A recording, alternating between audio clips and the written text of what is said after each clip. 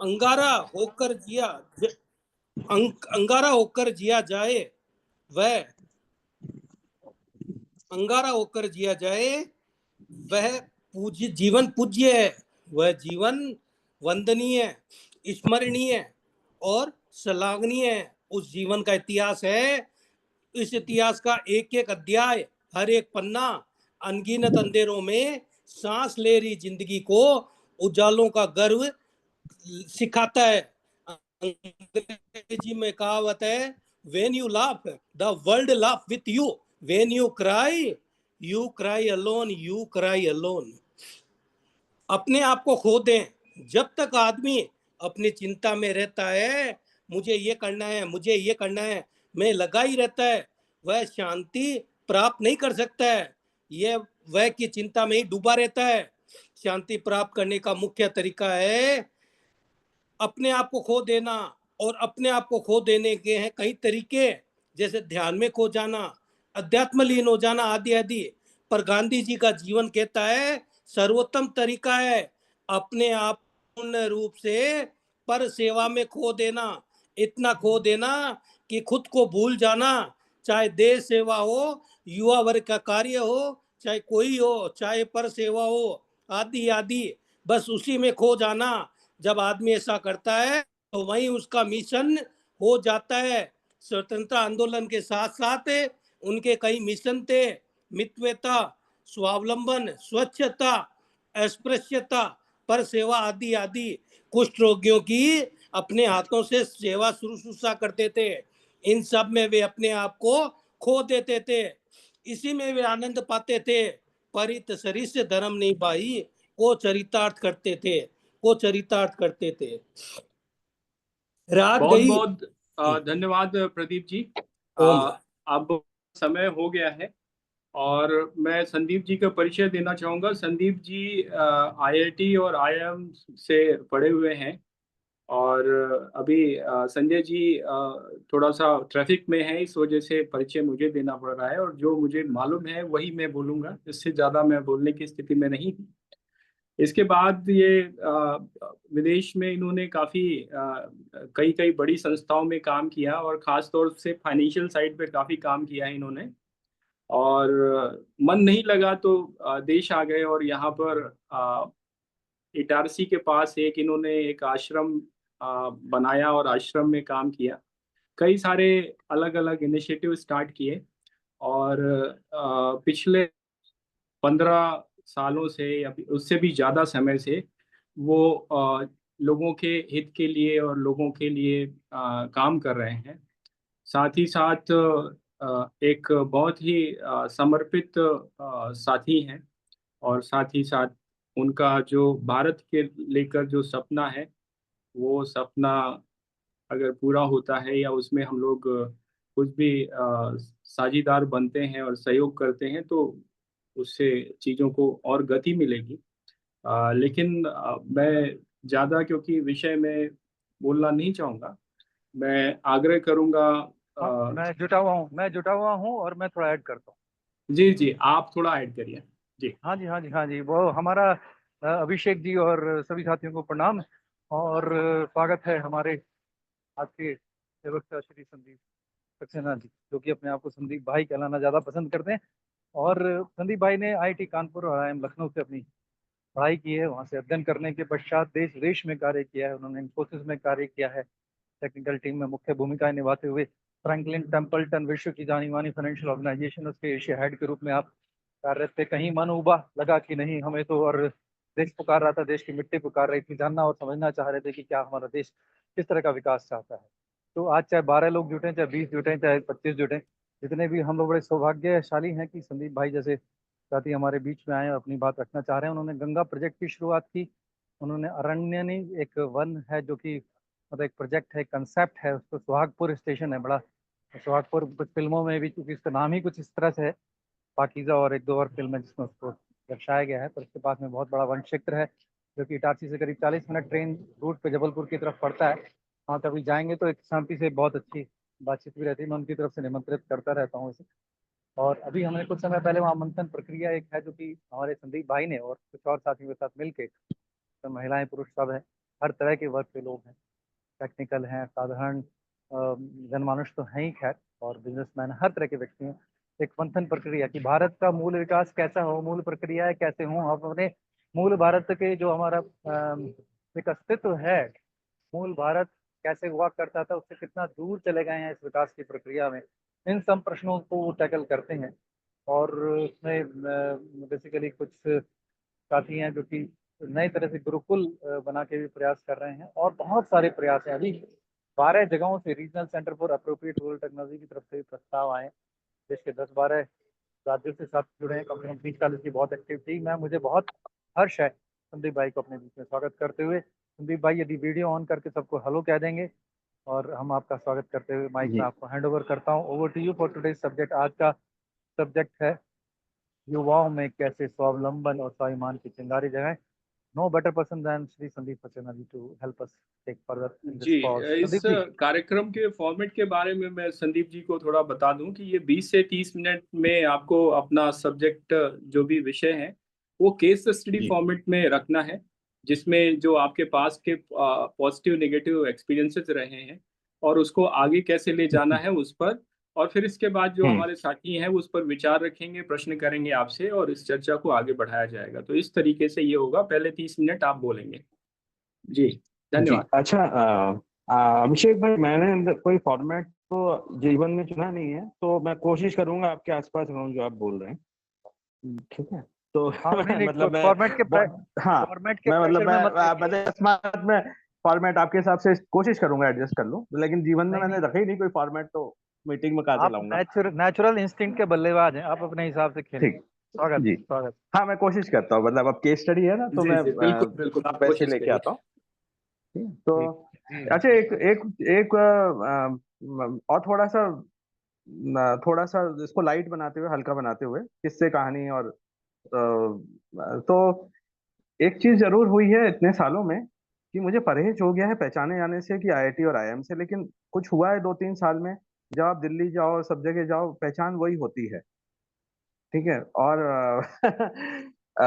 मतलब ये लगभग देश का दुर्भाग्य हो चुका है कि हम एक पाश्चात्य शिक्षा में किसी ने कुछ अचीव किया, उससे उसको मतलब नाप रहे हैं।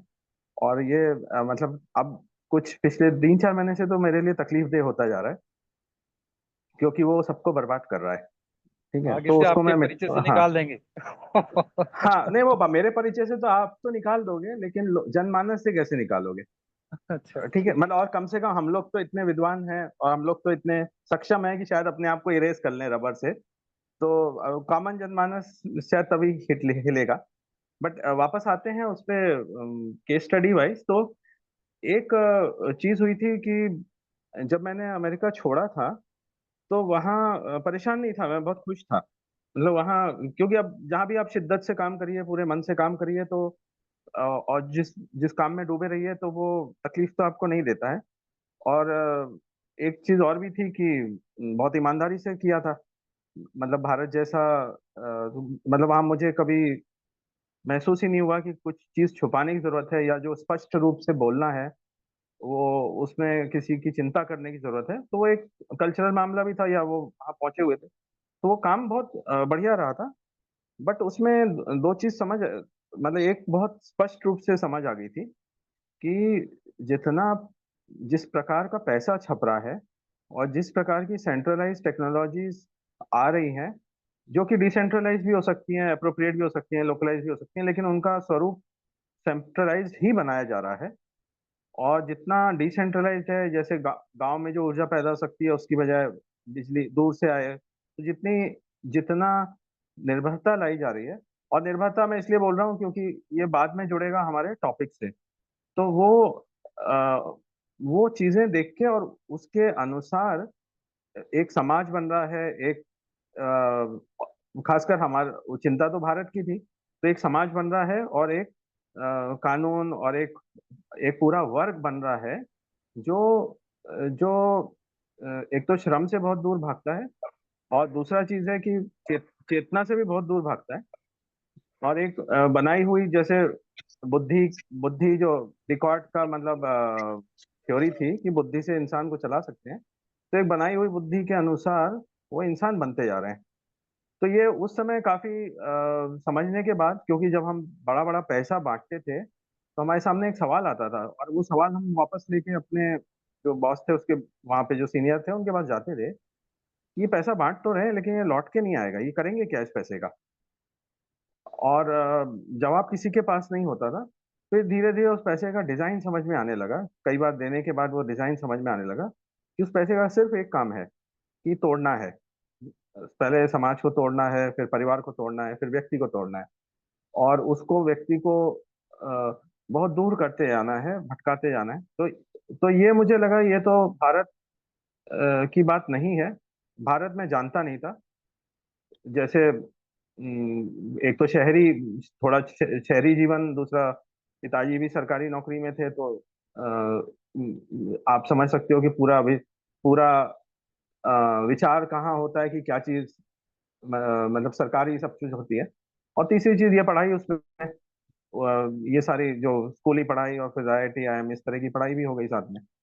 तो ये भारत की भारत नष्ट हो रहा है ये तो समझ आ रहा था, वो क्या चीज नष्ट हो रही है और भारत क्या, ये समझने में काफी समय लगा। और वो उसकी जो मतलब इस हद तक हम भारतीय थे। मैं 2004 की बात कर रहा हूँ कि यदि गाय पे निबंध लिखने को कहा जाए तो हम बहुत भौतिक रूप से लिखते थे, हमें ये समझ नहीं आता था उसका सांस्कृतिक या सभ्यतागत उसका जुड़ाव क्या, और वो नष्ट होगी तो सब कैसे नष्ट हो जाएगा। तो ऐसे मतलब वो उस समय हमारे जैसे हम अब तो वैसे भारतीय बहुत सारे हो चुके हैं, बट मेरा भी वही स्टेटस था, और उसमें से भारत को नष्ट होता हुआ देख रहा था, जिस भारत को मैं भौतिक स्तर पे थोड़ा सा लोएस्ट डिनोमिनेटर, मतलब मिनिमम जानते हैं कि प्रकृति नष्ट हो रही है, उसी को हम भारत समझते थे। नदियां नष्ट हो रही हैं, इसी को हम भारत समझते थे, पेड़ नष्ट हो रहे हैं। तो वो मैंने कहा ये इतना पैसा छप रहा है, और ये जो पाश्चात्य पूरे रिसोर्सेज की लूट मचाए हुए हैं, ये ठीक नहीं है, इसका कोई दूसरा रास्ता होना चाहिए। ठीक है। और वहां से फिर मैंने नौकरी छोड़ी। तो छोड़ते समय भी मतलब आज तक, अब तो इस पूरे को 21 साल होने आ रहे हैं, 21 में से 2 साल उन्होंने मुझे बोला भी कि जो आप हमारे साथ रहो, भले ही भारत के अंदर जंगलों में रहो, लेकिन हमें ही रिपोर्ट करते रहो। तो वो 2 साल भी लिए मैंने। 2 साल नहीं, उन्होंने तो आजीवन बोल दिया था, क्योंकि पैसा छाप रहे हैं, जितना भी दे दें कोई दिक्कत नहीं। तो उसके बाद मतलब इतने साल हो गए, और उसमें जो यात्रा हुई, तीन चार चरणों में आपको बता देता हूँ। बहुत सारी भौतिक यात्रा तो बहुत सारी होती है, लड़ाई झगड़े भी होते हैं, व्यवस्था या व्यवस्था में पलने वाले व्यक्तियों से मनमुटाव भी होता है, उनसे झगड़े भी होते हैं, वो एक अलग बात है। लेकिन जो जो जो बड़ी शिक्षाएं मिली, और वो कहाँ से मिली, वो मैं 4 या 5 बिंदुओं में आपको बता सकता हूँ। तो पहली चीज ये, फिर आखिरी पे स्वावलंबन पे आ जाएंगे। तो पहली चीज तो ये मिली कि मैंने कम से कम 3 से 4 साल निकाले भारत को समझने में, शुरू वाले।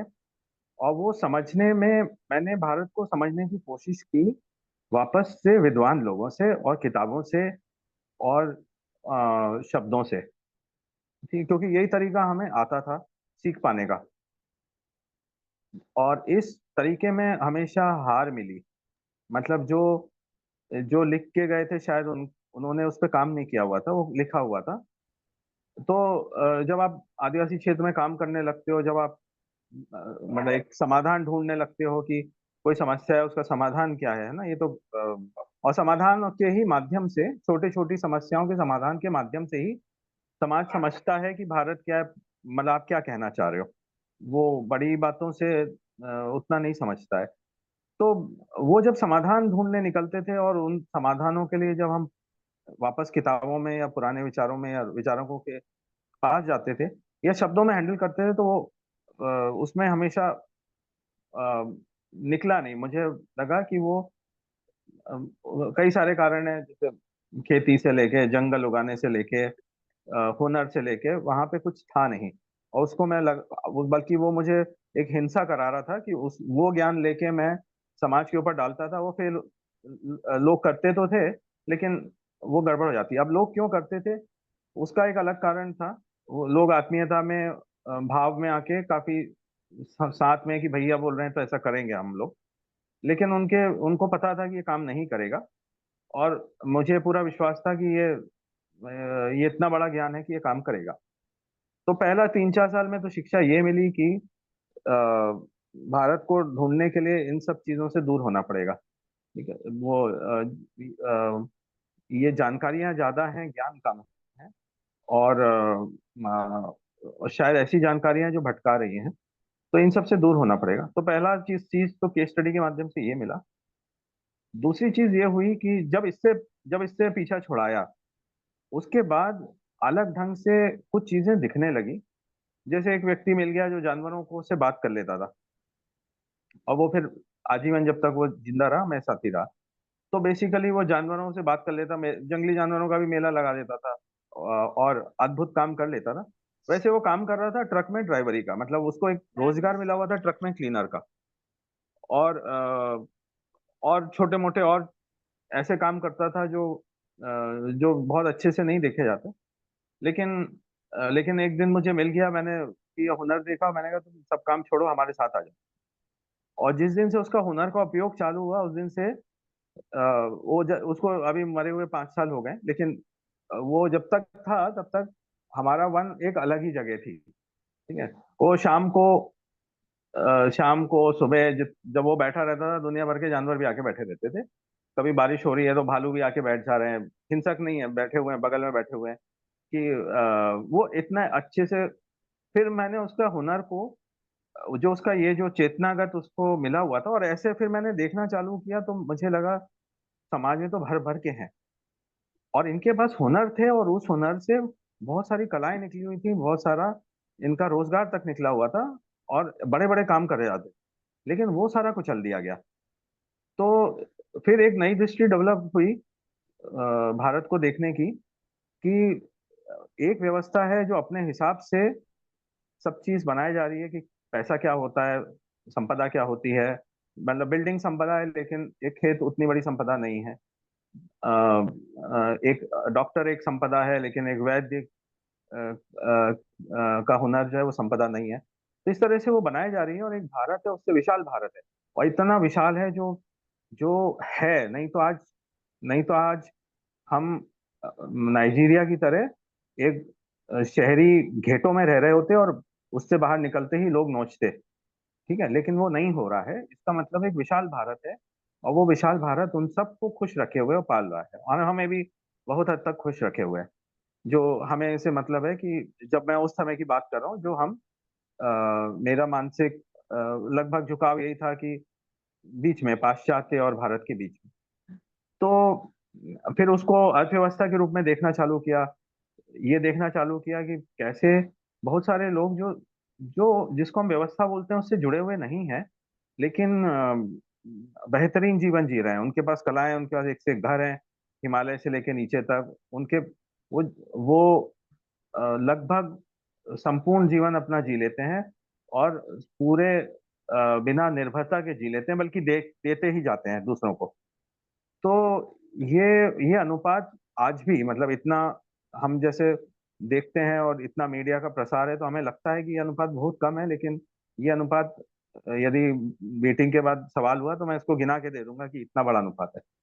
तो बेसिकली ये होने के ये ये दूसरी शिक्षा रही अगले 3-4 साल की, कि इस तरह से भारत को देखना कि हमारी संपदा क्या है, उस संपदा से निकली संस्कृति क्या है, तो उसके आसपास कैसे एक एक हमारी प्रथाएं बनी, सभ्यता बनी, उसमें किस प्रकार की व्यवस्थाएं बनी, ग्राम पंचायत बने, मतलब टोटल डीलोकलाइज्ड, जिसको हम आजकल डीलोकलाइज्ड बोलते हैं, वो व्यवस्थाएं कैसे बनी, और उन व्यवस्थाओं में सामंजस्य कैसे था, न्याय से लेके, मतलब पुलिसिंग बोल लीजिए या एडमिनिस्ट्रेशन बोल लीजिए, वो लोकल स्तर पे कैसे होता था। तो वो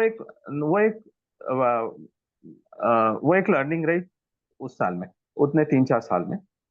उसके बाद अलग तरह के प्रश्न आने लगे, क्योंकि ये ये लर्निंग के साथ साथ, ये मतलब ये सीखने के साथ साथ हम कुछ चीजें होने लगी भौतिक स्तर पे, कि हमारे पास जंगल जो ये जमीनें थी, वो अ, वो मैंने दोस्तों से बोल के कि हमें बचाने हैं जंगल, और वो सारे कार्य कर करके हमने काफी खेती कर ली थी। तो उनमें कार्य अच्छा होने लगा, उनमें मतलब प्रकृति हम जैसा हम चाह रहे थे वैसा हमें मदद करने लगी।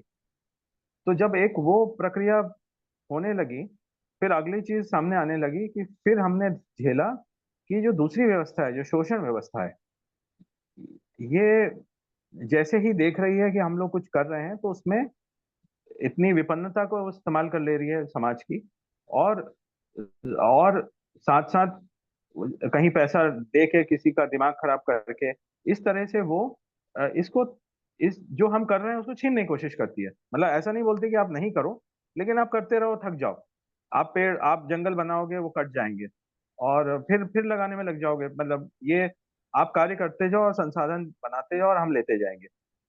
तो और लेंगे भी ऐसे कि हमें कोई मोल ना देना पड़े उसका, क्योंकि वो मोल फिर भारत को जा रहा होगा, ना कि एक जो पाश्चात्य देश बन गया है, उसको जा रहा होगा।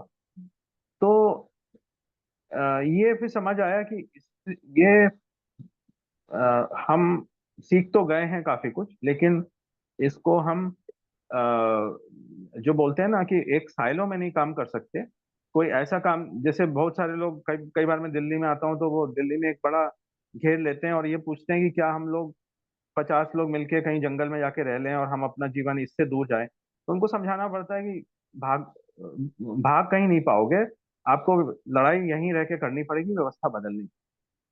तो क्योंकि वहां वहां अगर गलती से आपने कुछ ठीक कर भी लिया तो वो आप आप लड़ नहीं पाओगे उसको बचाने के लिए। तो वो चीज समझ आई, तो वहां पे कुछ छोटे छोटे मेरे एक्सपेरिमेंट हुए कि कैसे गांव वालों को, जब कोई चीज, जैसे आप मोहल्ले में रहते हैं, कोई अवैध प्लॉट, कोई प्लॉट है, कोई बाहर का व्यक्ति आके नहीं उस पर कुछ कर पाता, वैसे ही एक बार गांव वाले जागृत हो जाते हैं और वो मान लेते हैं कि ये चीज हमें बचानी है। फिर काफी हद तक, मतलब फिर बहुत बड़ा बहुत बड़ी ताकत लगती है उसको मिटाने के लिए। कम से कम कम से कम राज्य स्तर पे तो फिर वो मिटाना मुश्किल हो जाता है। तो ऐसे करके गांव वालों के साथ काफी चर्चा हुई कि हम मतलब इतनी तनाव में जी रहे हैं, विपन्नता में जी रहे हैं, लेकिन इसको क्यों बचाना है। तो वहां से एक चीज हुआ कि मैं निश्चिंत हो गया, मुझे अब देखने की जरूरत नहीं पड़ती है कि जंगल कट कट कोई काटेगा कि नहीं काटेगा। और वो संवाद हर थोड़े समय में करना पड़ता है, क्योंकि नई पीढ़ी आती जाती है, तो हर 2 साल में 3 साल में एक बार फिर फिर कार्य करना पड़ता है गांव गांव कि हम हैं, हम क्या कर रहे हैं, और जब इस कार्य की जरूरत पड़ेगी तो सब लोग कैसे इकट्ठा होंगे, वो सब हमें करना पड़ता है। तो एक तीसरी यात्रा रही कि कैसे सामाजिक शक्ति को साथ में लिया जाए, और उसको लेने के लिए क्या करना पड़ता है। ठीक है? इसमें एक सूत्र में ये बोलना चाहूंगा कि इसको मैंने नाम अपने लिए लिया था कि किस प्रकार के अब हमारे यहाँ शक्ति पीठ है। मतलब जैसे बड़े वाले तो नहीं, लेकिन छोटे छोटे गांव में ग्राम देवता होते हैं। तो वैसे आप ग्राम देवता के माध्यम से चीज समझाओ तो समझ आ जाती है, या गाय के माध्यम से समझाओ तो समझ आ जाती है। तो ये हमारे यहाँ, या परिवार के माध्यम से समझाओ तो समझ आ जाता है। तो ये बहुत बड़े बड़े शक्तिपीठ हैं जो जो जिसको जो दूसरी सभ्य, जो असभ्य है, वो पाश्चात्य असभ्यता है, वो उसको तोड़ने की कोशिश कर रही है, क्योंकि यही बचा हुआ है भारत। तो आ, तो ये एक अलग सीख रही कि ये कैसे हो जाए। इसके अलावा कुछ ऐसे एक्सपेरिमेंट रहे चौथी स्टेज में कि जब ये हो गया तो हमने फिर लोगों को पकड़ पकड़ के हमने कहा जो हमारे जैसे काम कर रहे हैं, और वो स्वतः आते भी गए, कोई हिमालय से आ गया, कोई जैसे कानपुर में बिठूर में हमारा काफी बड़ा काम है। तो कोई कोई वहां से एकदम उठ के आ गया कि आप कैसे कर पा रहे हो। तो ऐसे करते करते उनकी समस्याएं अपनी थी। जैसे बिठूर में आप समझते हो उत्तर प्रदेश है, कानपुर से लगा हुआ है, और कितनी जटिलताएं हो सकती हैं, सामाजिक, जातीय, धार्मिक तो नहीं है, लेकिन ये जातीय और पैसे की भी वर्गीकरण बहुत बड़ी समस्या है। तो उसके बीच में आप कैसे किसी को एकजुट कर सकते हो। तो वहां पे मतलब मैं मंडेला और गांधीयन थोड़ी फिलॉसफी या उनके जो एक्सपेरिमेंट थे उससे सीखा कि किसी सबसे कमजोर व्यक्ति के साथ काम करने से आप उस जब वो कमजोर व्यक्ति सफल होता है, तो एक तो क्या है, आप जब इतने न्यूनतम व्यक्ति के साथ काम कर रहे होते हो तो आप बहुत कम रिसोर्सेज के साथ कर पा रहे होते हो, क्योंकि वो वैसे ही बहुत गरीब है वो, और आपके साथ बहुत कम में चल लेगा, तो आपके साथ लंबा चल लेता है थोड़े में, और उसमें आपका एक्सपेरिमेंट सफल होता है तो फिर सारा समाज आके खड़ा होने लग जाता है।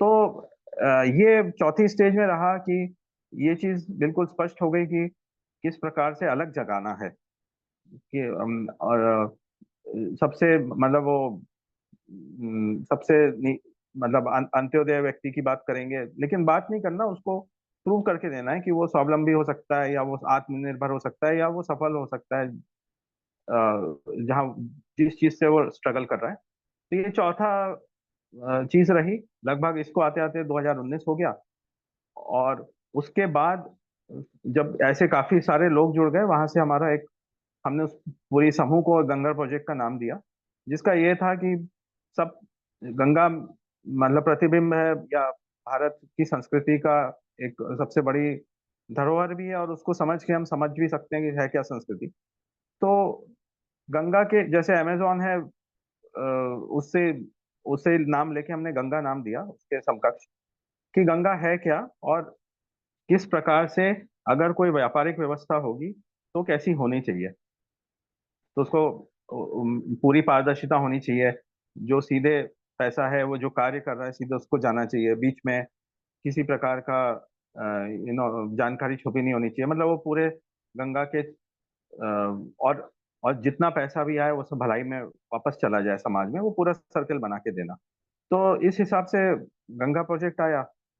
जब ये होने लगा, एक स्तर पे एक्सपेरिमेंट होने लगा, ये काफी लोग इसमें जुड़ने लगे, तब उसको रोका। रोका मैंने, अभी चल रहा है लेकिन उसको धीमा किया, क्योंकि ये चीज हमें सफल समझ आ गई थी। वैसे ही हमने जैसे जंगल बनाने चालू किया, उसको और नहीं फैलाया, वो जो समझ थी वो पहुंच गई थी, तो अब हमें उससे पहाड़ भी समझ आ रहे थे, उससे भारत की संपदाएं नजर आने लगी थी। तो वो आने के बाद फिर अगला कदम की व्यवस्था की परिवर्तन की तरफ कैसे जाना है, तो फिर वापस पहुंच गए हम लोग कि जब तक पैसा जो समाज को तोड़ रहा है वो जोड़ने वाला काम नहीं करेगा, तो तब तक ये व्यवस्था, हम कुछ भी करेंगे ये आगे जाके उसको भटकाएगी, और काफी मतलब इसको तंग भी करेगी। तो वहां से एक पैसे की कल्पना हुई कि किस प्रकार से जब पैसा उत्पत्ति हो, क्या वो केंद्रीकृत हो, या वो किसी के श्रम पे आधारित हो, या किसी ऐसे कार्य पे आधारित हो जो भारत के अनुसार हो रहा है। तो वहां से ग्रीन अर्थ, जो संजय भाई ने बताया, ग्रीन अर्थ टोकन की कल्पना हुई, फिर उसको पूरा क्रियान्वित किया गया, उसको लाइव किया गया। जब वो पूरा बन गया, सब कुछ होने लगा गंगा पे, जो जैसे कोई शहद बेच रहा है, कोई आदिवासी, ये सब जब उनको मिलने लगा, तो उसको थोड़ा फिर पीछे किया कि अब हमें कुछ समझ आ रहा है कि यदि कल की तारीख में, अब अगर हमें भारत की व्यवस्था में पॉलिटिकल से हो या एडमिनिस्ट्रेटिव से हो, तो हमें व्यवस्था कैसी बनानी, ठीक है, मतलब एटलीस्ट छोटे छोटे एक्सपेरिमेंट समझ आ रहा है कि हाँ ऐसे करते हैं तो वो सफल हो जाते हैं। क्योंकि ये वृहद स्तर पे गोलमाल था, मतलब आप टोटल ब्लैंक है दिल्ली में, जितना मतलब जितने बड़े बड़े विद्वान हैं, इकोनॉमिस्ट हैं, वो इस बारे में ब्लैंक होते हैं, वो कल्पना वापस घूम फिर के वहीं जाते हैं कि कैसे भारत अमेरिका बने, ठीक है, और इसको विरोध कर रहे होते हैं, उसी विरोध में भी उनका मौजूद होता है। तो ये कल्पना टोटल ब्लैंक थी। तो ये जब ये समझ आया, तो फिर काफी संवाद चालू हुआ पिछले तीन तीन सालों में अलग अलग जगह जाके, कि पैसा जो हमें एक ऐसी चीज दिख रही है जो सब चीज तोड़ सकती है, उसका एक दूसरा मॉडल भी है कि वो सबको जोड़ भी सकता है, और समाज को अलग ढंग, जैसे बायजूस सब शिक्षकों को तोड़ देता है, उसका एक अलग तरीका भी है कि सब उनको उठा भी दिया जाए। तो ये सब बहुत संक्षिप्त में यात्राएं रही। फिर वहीं से मंथन निकला कि काफी लोग जानने लगे कि जो भी आपने सीखा है वो लिख के दो, या लिखने को तो था लेकिन लोग मिल के बात करना चाहते थे। और उसमें एक चीज मुझे समझ आई कि लगभग अ, इतना लंबा जो मैंने समय बिताया 20-25 साल का, वो नहीं होना चाहिए था। अब उसके पीछे वो IIT IIM और ये सब तमगे और उसमें फिर दिशाएं हैं, ठीक है, तो ये समय नहीं होना चाहिए था, और ये मैं नहीं चाहता कि ये समय युवा जिनकी चेतना जागृत है, जो भारत को बचाना चाहते हैं, वो ये समय इतना दें। ये हम 7-10 दिन में उनको बहुत गहराई से काफी सारी चीजें तैयार कर सकते हैं। यहाँ तक कि चेतनागत हुनर कैसे होते हैं, वो दिखते कैसे हैं, काम कैसे करते हैं, ये तक हम तैयार कर सकते हैं। तो वहां से वो मंथन शिविरों की शुरुआत हुई, जो करीब हल्के हाथ से हुई थी, कि हम लोग 3 साल से यूं ही बैठते थे, लेकिन बढ़ते बढ़ते बहुत ज्यादा मतलब मुझे आश्चर्य होने लगा कि पहले तो ग्रामीण लोग ही आते थे, आदिवासी आते थे, लेकिन अब बहुत सारे शहरी लोग भी आने लगे उसमें। और उसका कारण भी था कि कुछ उनको नजर आ रहा है कि इस तरह से व्यवस्था नहीं चल सकती, इस तरह से परिवार नहीं बचेंगे, और 20 साल चीज को आगे ले जाएंगे तो एक अलग ही समाज मिलेगा, जो नहीं चाहिए हम। तो वो ये तक तो नहीं, आप सब फिर वहां से पूरा लेके जाना कि हमें व्यवस्था बदलनी होगी, और व्यवस्था के सारे अंग हैं वो उस पर भी काम करना होगा। तो और लोगों को जागृत करना होगा। तो ये तीनों हमारे प्रोग्राम हो गए, गंगा प्रोजेक्ट, ग्रीन अर्थ और मंथन। और बाकी इसी में काफी समय जाता है। अब पिछले कुछ 2-3 हफ्ते से उसी में थोड़ा सा कार्यक्रम हमारे ये भी हो गए कि काफी राजनीतिक लोग भी आने लगे हैं, युवा आने लगे हैं। शायद कहीं से चेतना जागृत हो रही है कि काफी चीजें गलत हो रही हैं, तो ये भी मंथन में ऐड कर, उसमें जोड़ते जा रहे हैं हम उसको। तो ये एक यात्रा है, और ये 4 स्टेप में मेरी लर्निंग है, 4 बिंदुओं पे। अब आते हैं स्वावलंबन पे, आखिरी में एक लाइन में। देखिए, स्वावलंबन वैक्यूम में नहीं होता। ठीक है, मतलब एक हम युवा को बोल दें कि स्वावलंबी बन जाओ और स्वाभिमानी बन जाओ, लेकिन एक व्यवस्था दूसरी तरफ जा रही है, एक समाज की पूरी, मतलब समाज सम्मान किसको दे रहा है, समाज पैसा किसको दे रहा है, समाज पावर किसको दे रहा है, और वो नहीं दे रहा है। और हम पावर दें जज को, पावर दें हम वकीलों, मतलब हम डॉक्टरों को पावर दें, हम नेताओं को, और कहें दूसरे से तुम स्वावलंबी बन जाओ। तो ये तो मतलब मूर्खतापूर्ण बात है। जो व्यक्ति स्वावलंबी, स्वाभिमानी, स्वावलंबी होगा, अपने स्वाभिमान के हिसाब से काम करेगा, उसको सबसे ऊपर रखना पड़ेगा समाज को। ठीक है, तो ये व्यवस्था वाली बात है। तो इसलिए अ, और तो ये एक हमारी मेरी लड़ाई है व्यक्तिगत। व्यक्तिगत तो इसमें तो बहुत सारे, मतलब इतने सारे लोग हैं, संजय भाई, सत्यप्रकाश जी, और सभी लोग और मार्गदर्शक भी हैं। तो ये तो हम सभी की लड़ाई हो गई है कि व्यवस्था बदलनी चाहिए, कि जो लोग स्वाध्याय कर रहे हैं, और भारत के हिसाब से भारत को बना रहे हैं, वो सबसे ऊपर होने चाहिए, ना कि उनको कोई, मतलब उनको ये कभी महसूस नहीं होना चाहिए कि सत्ता उनके ऊपर है या पैसा उनके ऊपर है। नहीं तो वो समाज बनेगा नहीं वैसा। एक आध व्यक्ति कर लेगा अपने हिसाब से, कभी उसकी किस्मत ठीक रही कर लेगा, लेकिन बृहद स्तर पे समाज नहीं बनेगा। तो ये एक चीज हो गई। और दूसरी चीज ये है कि सबसे आसान चीज स्वावलंबन के लिए है, हमारे भारत में एक से प्रकृति ने एक से एक चीजें दी हुई है, एक से एक हुनर दिए हुए हैं, जो सीखने के लिए आपको किसी पैसा, ना पैसा चाहिए ना, और वो पैसे या किसी शिक्षा से आ भी नहीं सकता।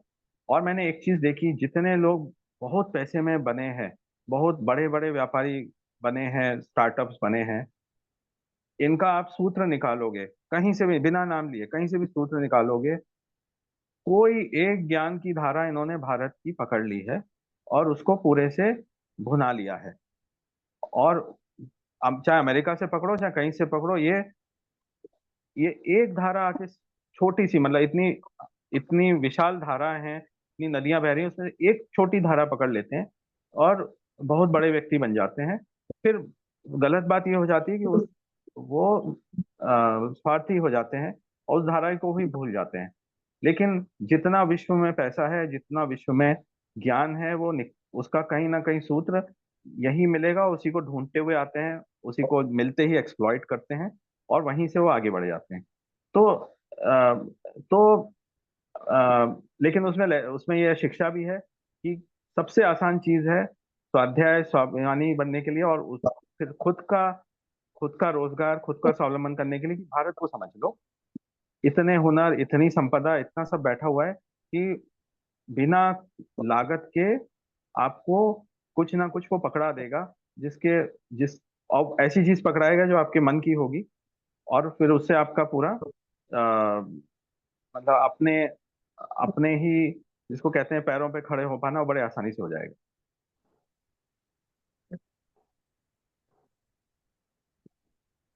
जी धन्यवाद, धन्यवाद संदीप जी भाई। जी। आपने जितना समय उपलब्ध था कहीं ना कहीं आपने स्ट्रक्चर का पालन कर ही लिया। हम्म।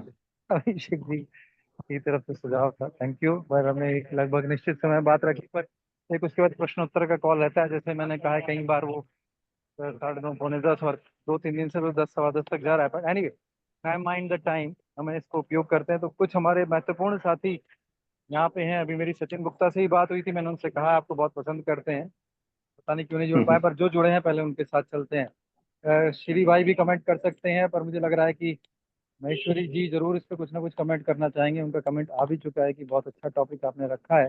तो महेश्वरी भाई से क्यों ना शुरू कीजिए। महेश्वरी पांडे जी बताइए कैसा लग रहा है सत्र, और कुछ प्रश्न वो कीजिए। महेश्वरी जी अनम्यूट करें, अपनी बात कहें। महेश्वरी पांडे जी, आपका तो ऑडियो ही ऑन नहीं है शायद, है? ठीक है। राकेश जी के हैं क्या? राकेश जी फील्ड में काम कर रहे हैं। राकेश पांडे जी आज हैं क्या हमारे बीच में? हाँ, साइकोलॉजिस्ट राकेश पांडे जी। राकेश पांडे जी, आप जो कार्य कर रहे हैं और जो हमारे संदीप भाई ने बात रखी है, उसमें काफी पैरेलल्स मिल रहे होंगे, काफी कम्युनिटी मिल रही होगी। तो कुछ आप कहें और कुछ प्रश्न हो तो करें। धन्यवाद। राकेश पांडे जी। जी, सभी को मेरा नमस्कार, प्रणाम। प्रणाम जी। की आवाज क्लियर है सर? बिल्कुल जी क्लियर है, बढ़िया है। और यदि आपका चेहरा भी देखेगा तो और सुंदर। मैं ड्राइविंग कर रहा हूँ इस वक्त, या और इट्स ऑलराइट, नो प्रॉब्लम, इस प्लीज कैरी वक्त ऑन। मैं हाँ, जरा कैरी ऑन आप ऑन कर देता बात रखिए। जी जी, रखिए बात रखिए। तो मैं इस वक्त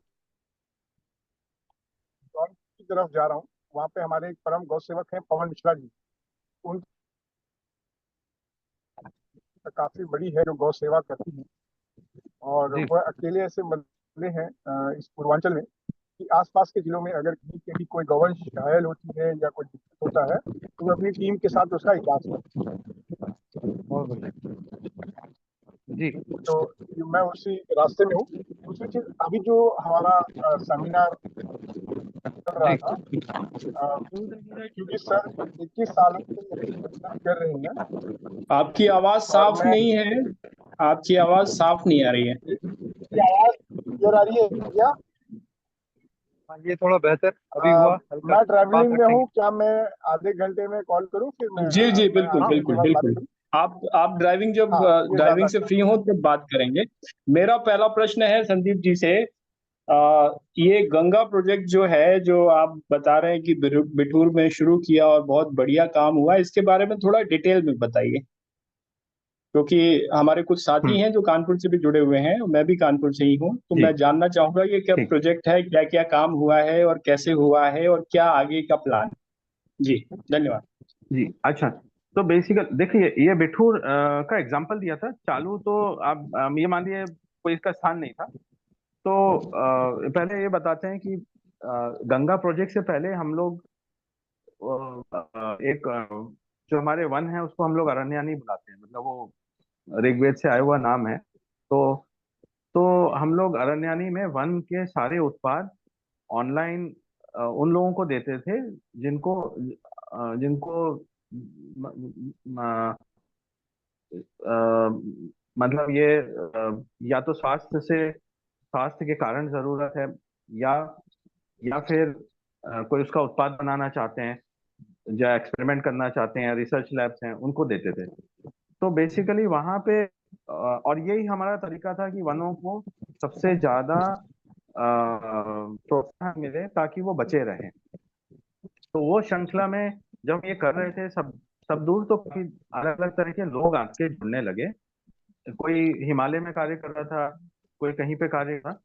और इसी श्रृंखला में कानपुर में एक जैसे एक उन्नत भारत अभियान का एक प्रोग्राम चल रहा था बिठूर में, जहाँ गांव वालों जो आसपास के 16 गांव हैं उसी में ईश्वरीगंज और ये सारे गांव हैं, तो उसी में जितना हो सके वहीं पे रोजगार पैदा हो जाए। तो वो मार्गदर्शन के लिए वो लोग भी हमारे पास आए, क्योंकि हम हम लोग लोकली काम कर पा रहे थे, ऐसे बहुत मॉडल नहीं थे देश में।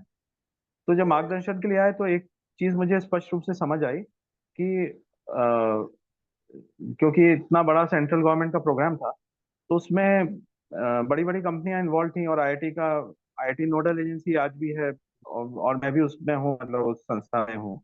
तो वो वहां पे पैसा तो बहुत आ रहा है, कंपनियों ने बहुत सारी चीजें बांटी लोगों को, जैसे उन गांव में सिलाई की मशीनें बांट दी, फिर सोलर पंप बांट दिए, या फिर कहीं पे ड्रिप इरिगेशन लगा दिया मॉडल के तौर पे। तो ऐसे करके काफी चीजें हुई जो जिसकी जो सक्षमता थी, लेकिन हुआ क्या है, उससे कोई रोजगार पैदा नहीं हुआ। मतलब वो बात वहीं की वहीं रही। अंत में लोग ये सब हो रहा है, लेकिन रोजगार करने कुछ कानपुर जा रहे हैं, या लेबर बन रहा है, वही सब चल रहा था, या किसानी से थोड़ा सा हो जा रहा है। तो जब वो प्रोग्राम हो गया 1 साल का, तब फिर वहाँ जो चेयरमैन थी, उन्होंने मुझे अप्रोच किया कि हम लोग फेल हो रहे हैं, तो आप बताइए आप लोग कैसे गांव गांव काम कर पा रहे हैं। तो मैंने एक सूत्र उनको बताया कि हम लोग इसलिए कर पा रहे हैं कि हमने जो गांव में जो प्राकृतिक ढंग से सारे सारी चीजें जहाँ गांव में ही उपलब्ध हैं, बीज से लेके, खैर जंगलों में तो बीज वाली बात नहीं है, पेड़ ही हैं। तो जो सारी चीजें यहाँ पे उपलब्ध हैं और स्वतः प्रकृति से आ रही हैं, और तो हमने उसी के इर्द गिर्द ही अपनी व्यवस्था बनाई है। ठीक है। और जब वो हम व्यवस्था उसके इर्द गिर्द बनाते हैं, तो एक तो हमारी लागत कुछ नहीं होती है, और दूसरी चीज है सबसे उत्तम उत्पाद बन जाते हैं। तो इसलिए हम लोग काम कर पा रहे हैं। तो उन्होंने फिर ये बात को समझा कि सिलाई मशीन देने से आप अहमदाबाद की कॉटन मिलों से compete नहीं कर पाओगे। ठीक है। तो ये बात उनको समझ में आई कि ये सब जो सीएसआर और इन सब से कुछ नहीं होगा, हमें काम जो वहाँ की संपदा है और वहाँ के जो हुनर है उसके हिसाब से करना पड़ेगा। तो इस तरह से बिठूर और वो सारे गांव में हम लोग फैल गए, एडिशन हुआ। उसमें भी एक अलग अलग यात्रा हुई कि जब उस गांव में बैठे, तो क्योंकि वो केवट और मल्लाहों का गांव था, तो और उसमें भी जैसे मैंने बताया कि काफी सारे आपस में मनमुटाव भी थे, तो कार्य होते नहीं थे। और एक चीज होती है कि कार्य होने से पहले ही इतना बड़ा शोर हो जाता है कि कुछ मतलब उसको बृहद स्तर पे ले जाने की कोशिश होती है कि कुछ सफलता नहीं होती है। तो बेसिकली मैंने एक चुनाव किया कि सबसे गरीब आदमी जो हम को तैयार हो, जिसके पास आधा बीघा हो, हम उसके साथ ही करेंगे। और फिर उसको समझाया कि यहाँ पे वो छोड़ो कि तुम्हें मीडिया क्या बता रहा है, गवर्नमेंट क्या बता रही है, वो सब छोड़ो, तुम्हें यहाँ की जमीन क्या बता रही है, वो उस पर बात करते हैं। तो उसने फिर धीरे से खोला वो थोड़े समय में, कि उसने फिर हम लोग ने पूरी लिस्ट बनाई कि यहाँ पे क्या क्या सबसे अच्छा होता है, और फिर उसको उस पर थोड़ा सा रिसर्च भी किया। ये इत्तेफाक की बात ये थी कि जिस प्रकार से छत्ते का शहद बिल्कुल खत्म हो रहा है, उसी प्रकार से जो अमरूद है, वहाँ के जो सफेदा हैं, वो भी उस बहुत कम हो गए हैं, दूर तक नहीं जाते, या रेट बिल्कुल नहीं मिलता है। तो हमने उसी पे काम किया। और जैसे ही उस व्यक्ति को उस कार्य के लिए प्रतिष्ठा मिलने लगी, तो एकदम से जो गांव में इतने सारे विवाद थे कि इनके साथ काम नहीं करेंगे तो पैसा कितना दोगे, वो सब खत्म हो गए। मतलब उस दिन सारी की सारी चीजें खत्म हो गई। लेकिन एक जटिलता मेरे सामने थी कि अमरूद 6-7 दिन में खत्म खराब हो जाता है, और हमें कोई ऐसी चीज चाहिए थी जो इतनी बड़ी प्रेशर हम पे ना डाले, तब हम बड़े स्तर पे कार्य कर पाएंगे। तो वो भी वहीं से समाधान निकल के आया, बैठक में निकल के आया। कुम्हार लोग आ गए कि भैया मतलब हमारा तो ये परंपरागत हुनर है, और हमें कुछ पैसा नहीं मिल रहा है, हम लोग काफी गरीब हो रहे हैं। तो वहां से ये एक एक करके हुनर, एक एक सेगमेंट वाले लोग ऐड होते चले गए। तो एक पिक्चर बन गई हमारे, बिना कोई नाम दिए। गंगा गंगा प्रोजेक्ट का नाम नहीं था, बिना कोई नाम दिए एक काफी पिक्चर बन गई कि किस किस प्रकार के हुनर हैं भारत में, कहाँ पे कौन लोग क्या कार्य कर सकते हैं, किसके पास कौन सी संपदा है। अब इनको इनके अनुसार हमें प्लेटफॉर्म देना पड़ेगा, एक ऐसी व्यापारिक व्यवस्था जो जो बिचौलिए की तरह काम करती है, और इनको नहीं बताती है कि आपका हम कौन सा सामान क्यों ले जा रहे हैं, उससे तो ये सब नष्ट हो जाएगा। तो वहां से गंगा प्रोजेक्ट का नाम आया, क्योंकि जो चार चीजें हैं, मतलब गंगा का जो पारदर्शिता वाली बात है, फिर सबका भला करने वाली बात है, और फिर एक सनातन वाली बात है कि सदा बहने वाली बात, कि एक चक्रीय होना चाहिए कि सब कुछ ऐसी चीज ना हो जो धरती को खराब करे। तो ये सारे पक्ष देखते हुए का नाम गंगा रखा गया। और व्यापारिक सिस्टम, क्योंकि है तो ट्रांजैक्शन का सिस्टम, तो उसमें ये सारे पक्ष लाए गए कि सब कुछ गंगा के हिसाब से ही होगा। अब इसमें दो चीजें और हुई कि जब ये कल्पना हुई, और दो जगह हमारी बात चल रही थी, एक उत्तराखंड में, एक छत्तीसगढ़ में। तो वहाँ की कुछ समस्याएं थी कि एक समस्या ये थी, मतलब जब सरकारी स्तर पे आंदोलन भी हुए थे, आपको याद हो तो कि ये था कि भाई हम ये इसको रोके कैसे। यदि यदि हम इतने सारे पर्यटकों को रोक देंगे तो पैसा कहाँ से आएगा, और पर्यटक आएंगे तो नदी किनारे रहते हैं तो नदी खराब होती है। तो वो एक ऐसे दुष्चक्र में पड़ गए हैं कि उससे निकलें कैसे। फिर एक दुष्चक्र ऐसा ही है, दूसरा भी है कि गांव, हर हर पहाड़ के ऊपर लोगों को रोड चाहिए पक्की, फिर वहां पे इलेक्ट्रिसिटी चाहिए 24 घंटे हर एक घर में। तो उसके लिए फिर हमें जो गंगा पे बैराज डालने हैं, वो डालने पड़ेंगे, उत्खनन करना पड़ेगा। तो इसको रोका नहीं जा सकता। तो वहां पे एक समाधान निकला, छोटा सा, कि रोका जा सकता है। पुराने जमाने में पंचक्कियां होती थी, बिजली वहीं से बन जाती थी, अब बृहद स्तर पे बन सकती है। साथ साथ वहीं के वहीं की जो संपदा है, उसी से आप, एक छोटा हम लोग ने प्रोजेक्ट किया था साबित करने के लिए कि संभव है, कि वहीं से हमने साबुनें बनाई। एक ही गांव में, ये श्रीनगर में पिठुंडी करके एक जगह है फेमस, वहां पे के पास में एक और गांव था, वहीं पे महिलाओं से साबुनें बनवाई, वहीं से पूरे नैसर्गिक संपदा से।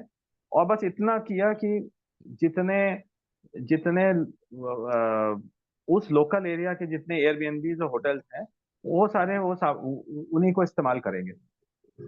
तो इससे एक प्रूफ ऑफ कॉन्सेप्ट हो गया कि आपको कुछ भी सामान बाहर से लाने की जरूरत नहीं, और ये ऐसे सामान है कि नीचे नदी में भी गिर रहे हैं तो भी उसको प्रदूषित नहीं कर रहे हैं। उसके बाद फिर एक बाहर आ गई, मतलब लोग एक एक करके, एक बार चीज छोटी सी होती है ना, फिर लोगों का दिमाग खुल जाता है कि हाँ, हाँ, अब उनके पास 50 आइडिया होते हैं। शुरू में वो बोलते हैं कुछ संभव नहीं है, तो ऐसे करके यही यही एक एक्सपेरिमेंट छत्तीसगढ़ में हुआ। फिर वहां सरकार बदल गई, तो वो थोड़ा सा एक हम कुछ और ज्यादा करना चाहते थे। जैसे आपसे प्रदीप जी ने बात की होगी 2 सेशन पहले। तो वो जो गोठान वाला प्रोजेक्ट था, वो तो प्रदीप भाई से हमारी काफी बात होती थी कि इसका असली खेल तो क्या है कि हम गांव गांव एनर्जी पैदा कर लें, ठीक है, और उस एनर्जी को, जैसे ग्रीन अर्थ टोकन है और गंगा प्रोजेक्ट है, इसके माध्यम से हम चिन्हित कर लें कि किस किस गांव में कितनी एनर्जी या किस घर में कितना जाना है। ये संभव है। तो किस किस और वो भी जरूरत नहीं है कितना कितना बायोमास या कितना कितना गोबर किसने कंट्रीब्यूट किया, उससे उससे हो जाता है पूरा सिस्टम। तो आप ये समझिए, अगर पूरे गांव की एनर्जी लोकली बनने लग जाए उन्हीं के रिसोर्सेज से, और बीच में इतनी बड़ी संपदाएं हमारे पास बैठी हुई हैं, तो ये देश तो फ्री हो गया पूरे से, जो पूरे चंगुल में फंसा हुआ है। तो ये इसका मतलब इस गंगा प्रोजेक्ट में बहुत सारे मतलब एक्सटेंशंस हैं जो आने भी वाले हैं। कुछ चीजें पीछे हो जाती हैं समय का, कभी सत्ता या जो व्यापारिक लोग हैं वो झटका दे देते हैं। फिर ऐसी ही जी चीज इसमें हुई, वैदिक। हाँ, सॉरी, बोलिए। मैं इस पे ही बात रखना चाहूंगा कि देखिए, जो गंगा प्रोजेक्ट है, इसमें अभी बहुत काम किया जाना बाकी है। इस पे कुछ काम हमारे साथियों ने भी किया था। हम लोगों ने 3 साल 4 साल हाँ, प्रोजेक्ट चलाया है। उसका एक्सटेंशन जो है वो लेकर हम लोग वहां से 40 किलोमीटर आगे बढ़े हैं। अभी कानपुर ठीक। शहर के सड़क घाटों में प्रयास किया गया था। 17 में से 3 जगह ही हमारा कुछ काम हुआ, बाकी 14 जगह हो ही नहीं पाया। तो ठीक। अभी क्या जो कानपुर या गंगा की जो समस्या है, ये कानपुर शहर के पार होने के बाद चालू होती है। और पिछले 11 वर्षों में गंगा में सरकार ने करीबन 1,500 करोड़ रुपए कानपुर की टेनरियों से निकलने वाले वेस्ट को ट्रीटमेंट के लिए, जो ट्रीटमेंट प्लान और प्लांट और इन सब चीजों पे के नाम पे खर्च कर दिए। लेकिन उनका रिजल्ट जो है वो बहुत ही नगण्य है, उसका कोई ज्यादा खास असर नहीं है। इस समय भी अगर अभी गंगा के पुल के ऊपर से निकले तो निकल नहीं सकते क्योंकि इतनी स्मेल आती है। तो ये सब चीजें पेपर पे हो रही हैं और पैसा जो है वो नहीं, अभी पैसा। अभिषेक भाई, आप दो चीज आप कंफ्यूज कर रहे हो। हमारा गंगा प्रोजेक्ट सरकारी वाला चीज से बहुत अलग है। वो मतलब ये एक अलग चीज है, और उसमें हम विश्वास ही नहीं करते, उससे कुछ नहीं होने का। नहीं, ये जो हम सरकारी की बता रहे बात हैं वो मैं अलग चीज हो आपके गई। आपसे जोड़ते हुए नहीं कर रहा संदीप जी। हाँ हाँ। आपसे नहीं। नहीं, वो मैं वो वो आपको गंगा प्रोजेक्ट वाला, वो गंगा प्रोजेक्ट अलग चीज है। मतलब वो वो जो आप मुझे बता रहे हैं वो मालूम है अलग कि चीज है। आपका अलग है, उनका अलग है, मुझे मालूम है। हाँ हाँ हाँ हाँ, करेक्ट। हाँ, तो ये जो इसका एक्सटेंशन है, इसका एक्सटेंशन एक है, उस पर मैं चर्चा करूंगा आपसे। और हाँ ये जो आपका प्रोजेक्ट है जिससे सफलता मिली, और जो सरकारी वाला है उसको जिससे सफलता नहीं मिली, उसको भी थोड़ा सा एक कंपैरेटिव स्टडी किया जाएगा। थोड़ा सा हाँ चीजें जो हमारे अनुभव हैं और जो हम लोगों ने काम किया वो भी हम बताएंगे। जी। दूसरा जो आपका प्रोजेक्ट था वो था जो आपने बताया कि ग्रीन अर्थ और मंथन, इसके बारे में भी थोड़ा सा संक्षेप में बता दीजिए, क्योंकि लोग इसके बारे में भी जानना चाहते होंगे। हाँ, तो देखिए, ग्रीन अर्थ का कॉन्सेप्ट बताते हैं। मतलब उसका प्लेटफॉर्म तो अभी क्रिप्टो है, लेकिन वो मायने नहीं रखता। सरकार मतलब प्लेटफॉर्म तो हम्म, कोई चाहे तो, स्टेट चाहे तो नॉन क्रिप्टो भी हो सकता है। बट मेन मेन चीज क्या है कि अ, अभी जो मौद्रिक व्यवस्था है, मतलब एक एक जो सेंट्रलाइज मौद्रिक व्यवस्था है, उसमें उसमें जब पैसा छपता है तो वो मतलब वो अपने हिसाब से नीतियां बना के उस हिसाब से वो पैसा चलता है कि वो कहाँ जाएगा कहाँ नहीं जाएगा, और उस हिसाब से वो व्यवस्था बनाता है। तो उस व्यवस्था में इस चीज का अ, जैसे भारत के अनुसार कोई हुनर है, ऐसा मैं एग्जांपल के तौर पे आपको दूं कि जैसे मधुमक्खी, पेड़ पे मधुमक्खी पालन, मतलब ये डब्बे वाली मधुमक्खी भारत का हुनर नहीं है, लेकिन पेड़ पे मधुमक्खी पालन और पेड़ों को ये भारत का हुनर है, जो जैसे बृहद स्तर पे आदिवासी लोग जानते थे। तो इसको रिकॉग्नाइज वो व्यवस्था नहीं कर पाती है। तो जो अब इसको रिकॉग्नाइज करने के लिए क्या करना पड़ता है कि आपका जो मौद्रिक व्यवस्था है, वो मुद्रा उसी चीज पे छपे, ना कि ना कि किसी सेंट्रल रूल पे, बल्कि उसी उसी उत्पादन से जोड़ के छपे जो उत्पादन भारत के अनुसार हो रहा है। तो ये हमने जब गंगा प्रोजेक्ट किया, तो अब क्योंकि इसमें पूरी पारदर्शिता है, पारदर्शिता माने एक एक चीज को हम लोग जिसको एक एक नोड बोलते हैं, उसकी पूरी एक दूसरे को पता होता है, तो इसको ब्लॉकचेन भी बोलते हैं। मतलब एक इसका टेक्निकल टर्म है ब्लॉकचेन। तो जब हम इसको ब्लॉकचेन पे डालते हैं, तो इसका एक दूसरा पक्ष होता है कि हम एक तरफ ट्रांजैक्शन जा रहा है, कि एक तरफ शहद उठ के आदिवासी से उठ के बीच इकट्ठा होके जैसे भी जा रहा है, वो किसी कस्टमर के, ये जिसको खाना है उसके पास जा रहा है। और दूसरी तरफ एक मुद्रा बनी हुई है जो जो उठ के वो आदिवासी की तरफ चली जा रही है, क्योंकि उसने ये कार्य किया हुआ है। तो सेल्फ उसमें बोलते हैं सेल्फ वैलिडेटिंग स्ट्रक्चर होता है, क्योंकि जब शहद किसी तक पहुंच गया तो वो शहद ही प्रूफ ऑफ ट्रांजेक्शन हो जाता है। तो बेसिकली तो ये एक ऐसी मुद्रा का है जो उस चीज को प्रोत्साहित कर रही है कि जो कार्य पूरी बिना प्रकृति को नुकसान पहुंचाए, पूरी जो कलाएं हैं बिल्कुल उत्कृष्ट कलाएं हैं, जिनका मैंने जो अनुभव किया बहुत सारों का, तो कोई रिकॉर्ड ही नहीं है। उनको उनको इस्तेमाल करके जो उत्पाद बन रहे हैं, उन उन उन उत्पादकों तक वो मुद्रा पहुंच जाती है। और फिर इसमें एक चीज और भी है। मतलब मैं थोड़ा टेक्निकल नहीं होना चाह रहा था, ये इकोनॉमिक्स में नहीं आना चाह रहा था, लेकिन फिर भी बता देता हूँ। इसमें एक चीज ये होती है कि ऐसे सिस्टम कोई नया खड़ा कर रहा है, तो उसमें उसके पास स्केर्सिटी या कहीं से उसके पास उसको रोक पाने की क्षमता होनी चाहिए। तो ये क्षमता हमें थोड़े समय में नजर आने लगी थी 2015-16 में, कि जैसे पेड़ वाला शहद लगभग ना के बराबर है और डिमांड बहुत ज्यादा है और हो नहीं रहा है। ऐसे ही बहुत सारी चीजें हैं जो जो अ, जो जरूरत है, उसके रेट बढ़ते जा रहे हैं। यदि बिल्कुल सही है तो उसके रेट बढ़ते जा रहे हैं, और उसके हुनर विलुप्त होते चले जा रहे हैं। तो यदि उसको सही रेट मिले तो वो सही मूल्य मिले तो वो पूरा जो समाज उसको छोड़ रहा है उसको पकड़ के रखेगा। तो ये चीजें हमारे पास काफी सारे एक के बाद एक आने लगे। औषधीय पौधे हो गए, कि ये समझ आने लगे कि यहाँ स्केर्सिटी है, मतलब हम अगर हम कर रहे हैं वो कोई और कर नहीं पाएगा। और वो कोई कर नहीं पाएगा, और जरूरत है समाज को। तो और जरूरत बढ़ती चली जा रही है, मतलब वो बढ़ रही है इतनी तेजी से कि मिलावट में आ चुका है वो सारा मामला। तो ये जैसे गाय वाला चीज है, पूरे भारत में गाय का घी बिक रहा है, लेकिन शायद ही पैदा हो रहा है, मतलब बहुत कम हो रहा है। जो लोग गौपालक हैं वो जानते हैं कितना छोटा कम घी पैदा हो रहा है और कितना बिक रहा है। तो वो सब लोग गाय की चिन्ह पे खरीद रहे हैं, तो मिलावट बीच में आ गई है और हुनर जो है वो पीछे रह गया। तो जहां जहां सबसे उत्कृष्ट कार्य हो रहा है, वो करेंसी वहां फ्लो कर रही है, ठीक है, और उसको रिवॉर्ड कर रही है। तो ये कल्पना पे हमने जो गंगा प्रोजेक्ट ऑलरेडी ब्लॉकचेन पे था, उसी लेजर पे हमने ये टोकन इशू किया करेंसी वाला, कि जो असली काम कर रहा है उसके पास करेंसी पहुंच रही है। और जैसे स्केर्सिटी बढ़ती जाती है और अगली बार किसी को चाहिए होता है, तो उसको करेंसी की जरूरत होती है। तो उसके पास जिसके पास पड़ी हुई है मुद्रा, उसकी कीमत और बढ़ती जाती है। तो इस तरह से उसका स्ट्रक्चर किया। और वो चल मतलब उसका जो पूरा बल है वो है ही इसलिए क्योंकि ये विलुप्त विलुप्त प्राय चीज है और जिसकी सख्त जरूरत है लोगों को। तो ये ग्रीन अर्थ टोकन है, जो जिसको ये आप सोचे तो एक क्रिप्टो टोकन है। उसका एक दूसरा फॉर्मेट भी है, मतलब ई कॉमर्स फॉर्मेट भी है उसका, क्रिप्टो इजी फॉर्मेट है। और इस ये रजिस्टर्ड भी है, लोग ले भी सकते हैं, आपस में भी ट्रांजेक्ट कर सकते हैं। और कोई सामान लेता है तो उसको मिलता भी है, और कभी ऐसे सामान है जो उसके पास करेंसी है तभी वो मिलेंगे।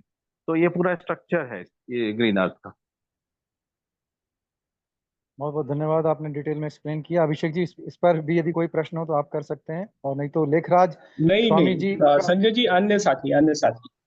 जी जी, लेखराज स्वामी जी का अभी तक हाथ उठा हुआ था। वो लग रहा कि ग्रुप छोड़ तो नहीं, टूट गए हैं या डीलिंक हो गए हैं।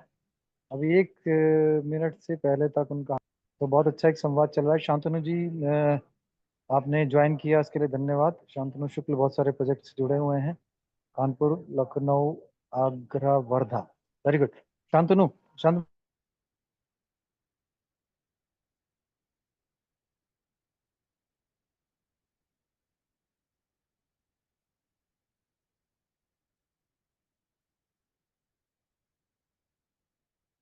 क्या, दो शब्द कहें, कैसा लग रहा है?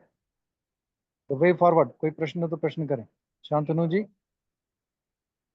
समय लग रहा है क्या? सत्य प्रकाश भाई, आप तो संदीप जी कई बार सुन चुके हैं। थोड़ी नाराजगी है कि संदीप भाई फोन कम उठाते हैं, पर फिर भी कैसा लग रहा है आज का संवाद? सत्य प्रकाश भाई साहब, 2 मिनट। भारत जी, सत्य प्रकाश भारत जी, सामने आइए, चेहरा दिखलाइए, 2 शब्द कहिए। सत्य प्रकाश भारत जी, चलिए।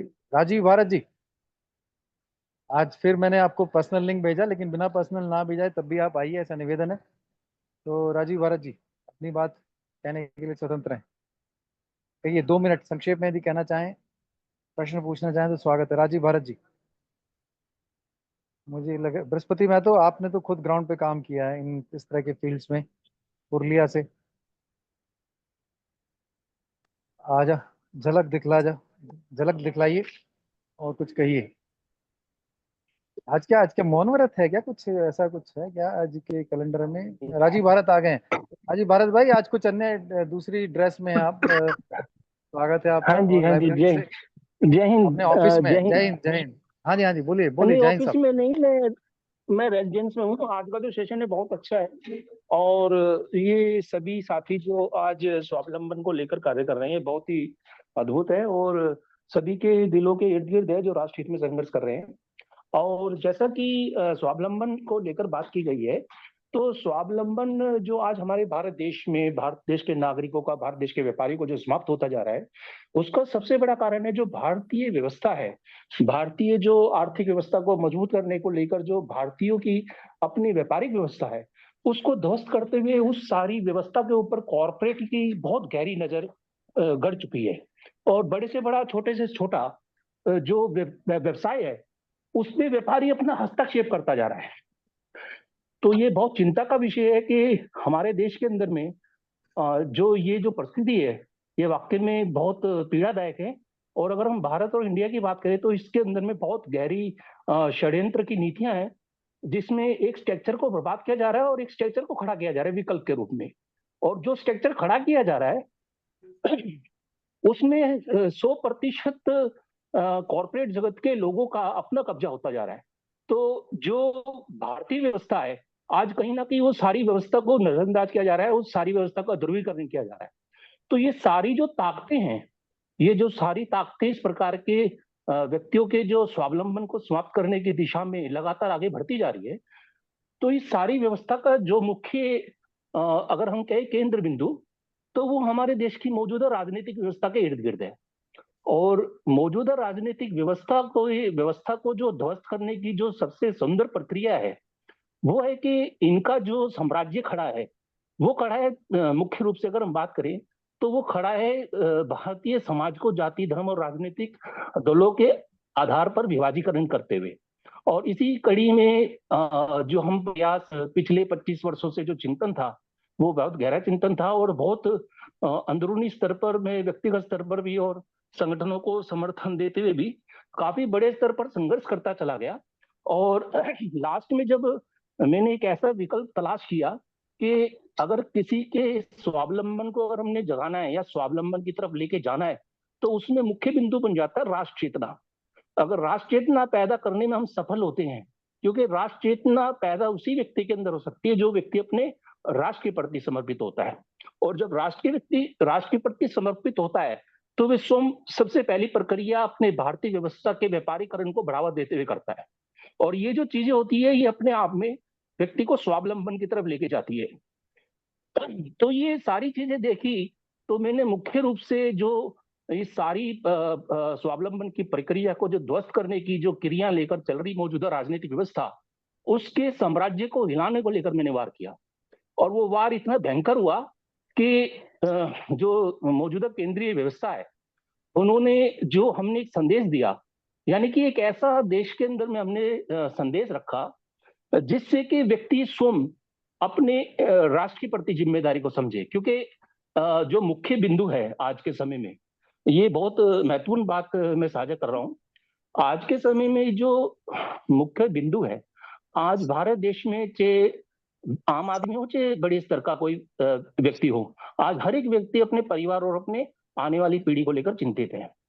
और चाहे वो कार्य किसी भी प्रकार का कर रहा हो, तो उसी क्रिया में मैंने स्वयं एक ऐसा रास्ता चुना जो उस रास्ते में अगर कोई व्यक्ति अपने स्तर पर उस चीज में कदम आगे बढ़ाता है तो वो व्यक्ति इस देश की मौजूदा राजनीतिक व्यवस्था से दूर हो जाता है और इस देश की राजनीतिक व्यवस्था पर लगाम लगाने को लेकर अपनी मानसिक रूप से मजबूत हो जाता है। तो ये सारी चीजें करी और अगर व्यक्तिगत मुझे अगर मौका दिया जाएगा तो मैं सारी बातें विस्तार पूर्वक रखूंगा। बहुत सरल है, हम सभी एक ही मंजिल की दिशा में बढ़ रहे हैं और हमारे विषय भले ही अलग अलग हो, लेकिन आज कहीं ना कहीं जो निष्पक्षता के साथ में कार्य करने लग रहा है वो कहीं ना कहीं कमजोर पड़ता जा रहा है। तो सबसे पहले ऐसे सभी व्यक्तियों को हमें मजबूती प्रदान करने को लेकर एक दूसरे का सहयोगी बनना पड़ेगा, तभी हम समझ सकते हैं कि जब मंजिल एक है, विषय अलग अलग है, लेकिन सभी विषय जो हैं वो भारत देश के स्वावलंबन को लेकर, भारत देश के जो व्यापारिक जो व्यवस्थाएं हैं उसको मजबूत करने को लेकर और भारत देश के खुशहाल वातावरण बनाने को लेकर है। तो यही है संजय जी अभी जो मैंने बातें रखी हैं आपसे। बहुत बहुत धन्यवाद राजीव भाई, जो दिल्ली की ड्राइवर एसोसिएशन है उसके एक प्रमुख स्तंभ हैं। और यदि आप, मैं इस कॉल के बाद आप थोड़ा मुझे कॉल कर लेंगे प्लीज, या मैं कर लूंगा, एक ही बात है। परसों यदि आप खाली होंगे तो बताएंगे, आपको सुनना चाहेंगे हम लोग। धन्यवाद। मैं वैसे 1 हफ्ते से कह रहा हूँ कि आपको सुनना चाहिए, पर परसों का समय, परसों या उससे अगले दिन का आप बताएंगे अपनी उपलब्धता। Thank you. तो एनी यदि कोई प्रश्न हो तो प्रश्न भी कर सकते हैं, नहीं तो हम दूसरे साथियों के पास जाते हैं। बताइए कोई और दूसरे साथी। यदि राकेश जी स्थिर हो गए हैं, सुभाष, डॉक्टर सुभाष नालंगे जी हैं। सुभाष नालंगे जी, ये एक अलग दृष्टिकोण है स्वावलंबन के लिए और हमारे साथी ने इस पे काफी कार्य किया है, बहुत सारे देश भर के साथियों को इकट्ठा किया है। डॉक्टर सुभाष नालंगे जी, आपका कमेंट और कोई प्रश्न हो तो। Doctor Subhash ji, video on करेंगे तो अच्छा रहेगा, थोड़ा परिचय सभी साथियों से और अच्छे से हो जाता है। धन्यवाद सुभाष जी। धन्यवाद, धन्यवाद, नमस्कार जी सर, नमस्कार, स्वागत है। आवाज आ रही? हाँ बिल्कुल बढ़िया आ रही है, सब बोलिए सर। मैंने सब सुन लिया और समझ भी ले लिया। जी जी और स्वावलंबन के बारे में जो आपके विचार है वो सही है। और हम आज एक हमारे महाराष्ट्र के धुलिया जिले के मालपुर करके गांव में है। यहाँ भी गांव में 10,000 लोग हैं और इसमें 30% लोग हैं, इनको हम स्वावलंबन बनाना चाहते हैं। इसके लिए आज हम ये प्रोजेक्ट पे आए हैं। ये जो प्रोजेक्ट है हमारा झालावाड़ी गोट फार्म का प्रोजेक्ट है, और जो गरीब लोग हैं इनको ऐसा स्वावलंब करें, बैंक की सहायता और दूध के माध्यम से, गोट मिल्क के माध्यम से हम ये प्रोजेक्ट चला रहे हैं। तो ये बहुत अच्छा प्रोजेक्ट है, और ये काम हम गांव के लिए स्वावलंबन के लिए कर रहे हैं। धन्यवाद। जी जी, जो साथी आज मतलब पहली बार जुड़े हैं उनके लिए डॉक्टर सुभाष नालंगे जी महाराष्ट्र से आते हैं, लेकिन पूरे देश के लोगों से जुड़े हुए हैं। महाराष्ट्र में उनका कोऑपरेटिव मूवमेंट पे एक बहुत बढ़िया और अच्छा कार्य है, और इससे हम लोग सीखेंगे। हम लोग सोच रहे हैं कि एक टीम बना के जब भी उनकी अनुमति होगी और जब साथियों की सहूलियत होगी, हम लोग कम से कम उनके प्रोजेक्ट देखने के लिए जाएंगे। तो सुभाष जी स्वागत होगा। हम लोग यदि ऐसा प्रोग्राम बनाते हैं महाराष्ट्र में जरूर। आपके। हमारा जो प्रोजेक्ट है पूरी जी दुनिया जी देखने वाली है, और आप भी आइए, इंडिया ने भी जी देखना चाहिए। जी बहुत जी जी दुनिया से अलग प्रोजेक्ट है हमारा। जी जी, तो मैं मान रहा हूँ इसी तरह से गंगा प्रोजेक्ट देखने के लिए यदि साथी चाहेंगे तो संदीप सक्सेना जी, क्या स्वागत होगा उस चीज का? संदीप भाई। जी बिल्कुल, जंगलों में आइए, रहिए। अच्छा अच्छा, बहुत बढ़िया। तो दो तीन जगहें हैं, एक तो मैं खुद घूम के आया हूँ, वो सुहागपुर, यानी कि इटारसी से थोड़ा सा आगे जबलपुर की तरफ जंगल में, यदि आप आनंद लेना चाहें और सीखना समझना चाहें और सिखाना चाहें जो भी हुनर आपके पास है। और उसके अलावा गंगा प्रोजेक्ट कानपुर में, बिदुर के पास, फेमस जगह बिदुर।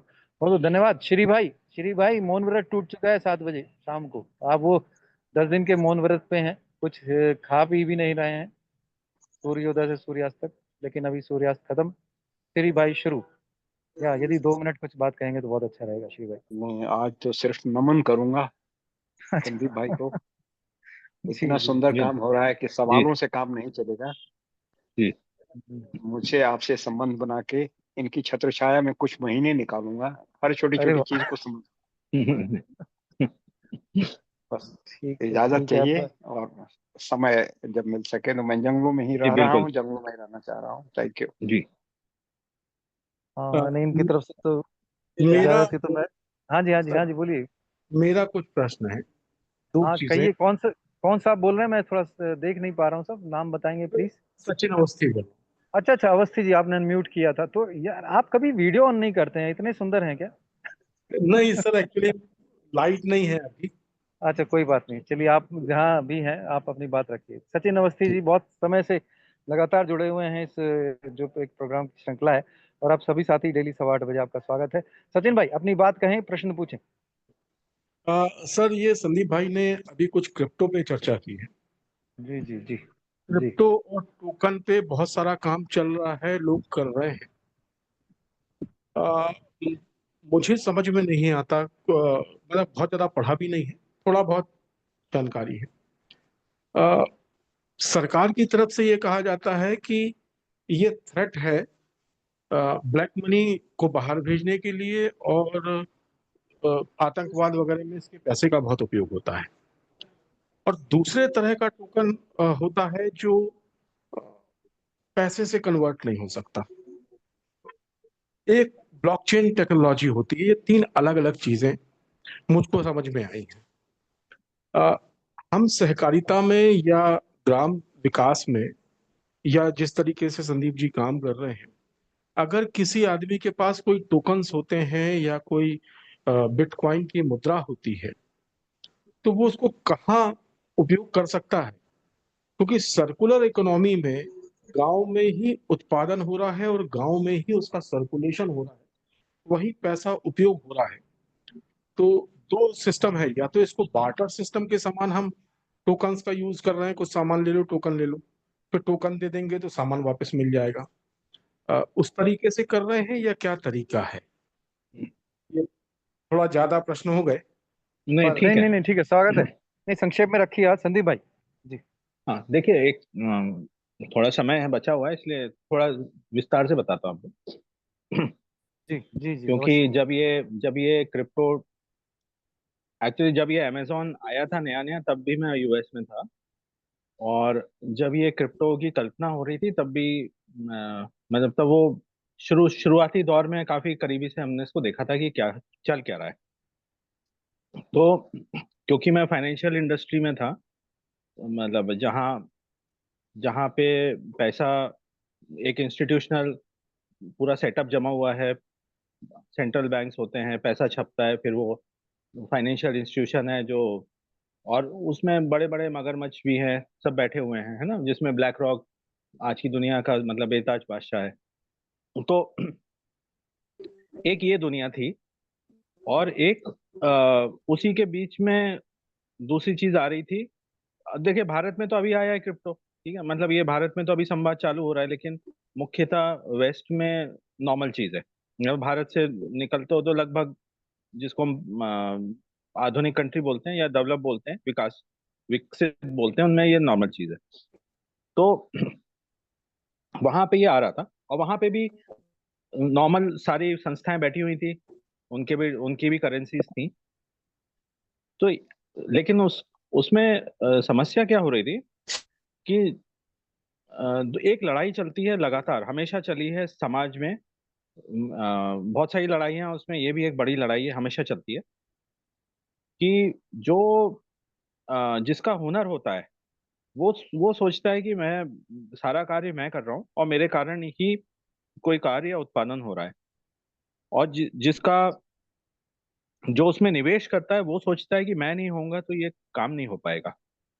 तो जो लोग पैसा छाप रहे थे और पैसे के करीब बैठे हुए थे, आज भी भारत में जैसे मुंबई पूरा इंफ्रास्ट्रक्चर है, उनका ये कहना होता है कि मैं पैसा दूंगा तो ही काम होगा।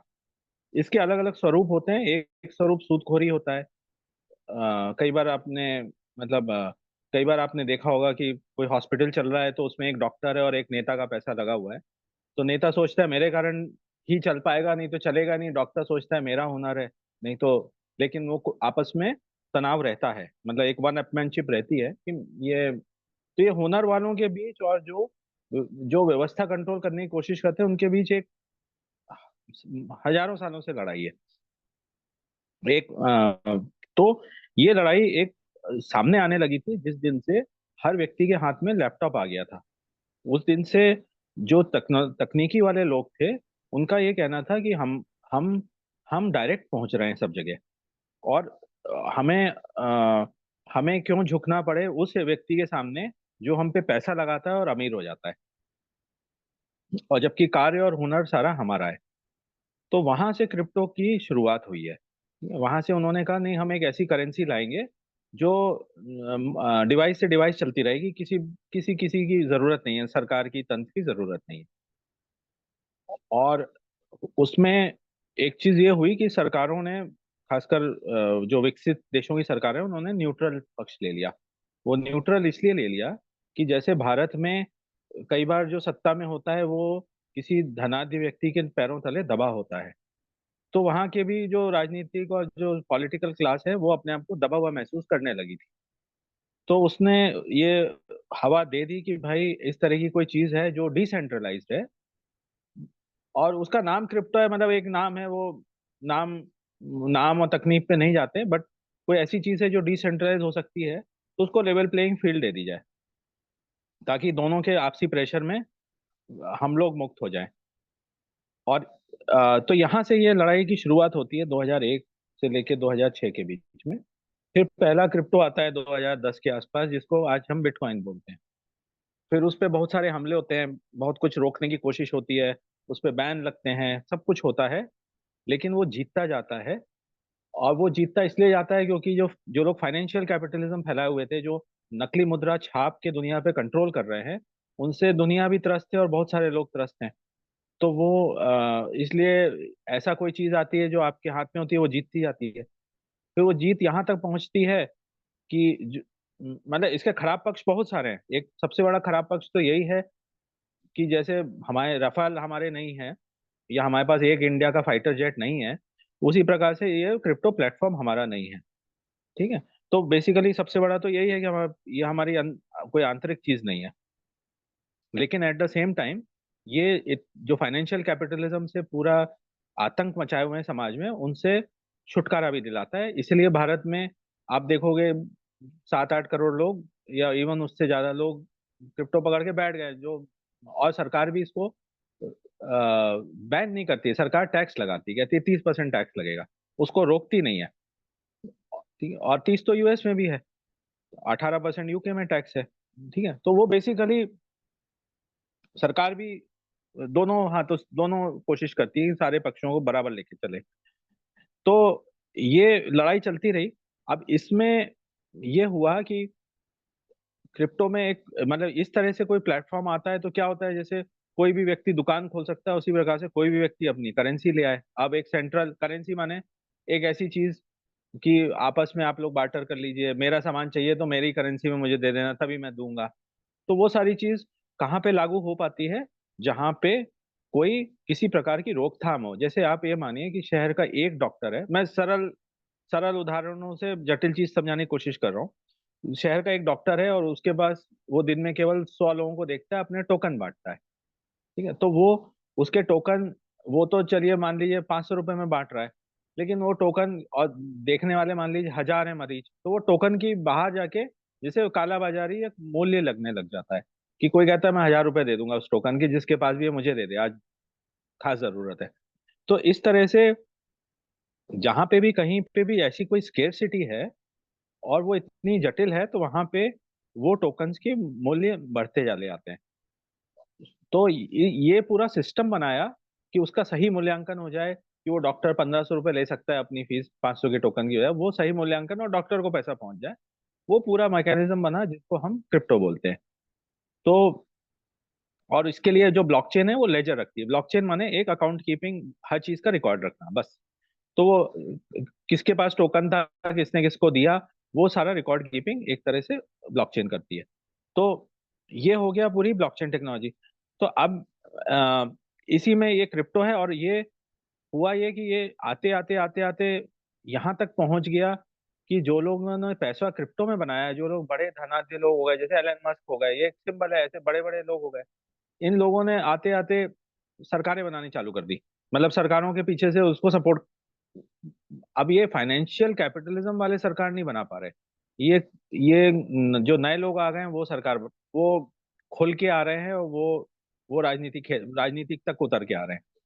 तो ये अच्छी बात नहीं है, मतलब ये फिर उसका मिसयूज चालू हो जाता है, एक एक व्यक्ति बहुत स्ट्रांग होने लगता है तो। But at the same time concept समझाने के लिए, सेंट्रलाइज करेंसी की बजाय डिसेंट्रलाइज करेंसी, डिसेंट्रलाइज करेंसी में देखिए बार्टर तो सेंट्रलाइज में भी हो सकता है, मतलब आप जरूरी, बार्टर तो एक आपसी सामान भी इधर उधर हो सकता है, लेकिन एक लोकलाइज करेंसीज भी बन सकती हैं, इसमें आपसी बार्टर भी हो सकते हैं। जैसे कुछ चीजें हम कर रहे हैं कि किसी को जहां हमें मालूम है कि सामान हमारे पास बहुत कम है, मांगने वाले ज्यादा हैं, तो वहां पे हम उन्हीं को देते हैं जिनके पास वो टोकन होता है। वही डॉक्टर वाली कहानी, कि हम उसी उन्हीं को देंगे जिनके पास वो टोकन है, हम दूसरे व्यक्ति को नहीं देंगे, क्योंकि जिसने टोकन लिया है उसने उसने उसने वन बनाने में, और आज से नहीं बहुत समय से वो हमारा प्रोत्साहन कर रहा है, तो एक तरह से प्रेफरेंस हो जाता है उसका। तो इस प्रकार से हम डायरेक्ट करने की कोशिश करते हैं कि ये लोग किस प्रकार का बिहेवियर करें। तो ये तो हुआ क्रिप्टो वाली बात या ग्रीन अर्थ वाली बात। रही बात किसी के पास मान लीजिए क्रिप्टो पड़ा हुआ है, उसको ट्रांजेक्शन करना है, तो जैसे वो भारत में है तो एक सिंपल चीज है, बहुत सारे एक्सचेंजेस हैं जो मान्यता, गवर्नमेंट से मान्यता प्राप्त हैं, वो अपनी फीस लेते हैं, और जैसे स्टॉक एक्सचेंज है वहाँ पे वो आपके बैंक अकाउंट में जितना, मान लीजिए एक आपके पास एक बिटकॉइन है, तो वो बिटकॉइन की कीमत 1 करोड़ रुपए है, तो आपके बैंक अकाउंट में आप बेचोगे, वो 1 करोड़ रुपए आपके अकाउंट में आएगा, जैसे शेयर ट्रांसफर होता है या करेंसी एक्सचेंज होता है। तो इसके ढेर सारे एक्सचेंजेस बने हुए हैं। तो भारत में तो एक्सचेंजेस से काम होता है। भारत से बाहर चले जाएंगे कई कई देशों में तो एटीएम्स भी बने हुए हैं, वहां पे भी जैसे आपके पास मान लीजिए बैंक का कार्ड है और क्रिप्टो भी उसमें जमा है एक, मतलब जैसे, तो वो एटीएम से आप निकाल सकते हो दूसरी करेंसी। तो ये बट भारत में ये लिमिटेशन है कि एक्सचेंजेस से काम माध्यम से कार्य होता है। तो एक्सचेंजेस में बस एक एक समस्या यह है कि वो पैसा सही रूप से, मतलब वो वाइट का पैसा होना चाहिए, इसको सफेद पैसा या श्रम से कमाया हो, क्योंकि वो रिकॉर्ड में हो जाता है। और अगर वैसा नहीं है तो फिर वो भारत के एक्सचेंजेस नहीं यूज होते हैं, फिर लोग उल्टे सीधे काम करते हैं। तो इसका एक सीधा सा बिल्कुल साफ तरीका है कि जैसे आप शेयर खरीदते हो, वैसी उसी तरह से आप किसी कंपनी के शेयर पड़े उसी पर से क्रिप्टो पड़े। भारत में कम से कम 300-400 एक्सचेंजेस हैं, क्रिप्टो के ही हैं।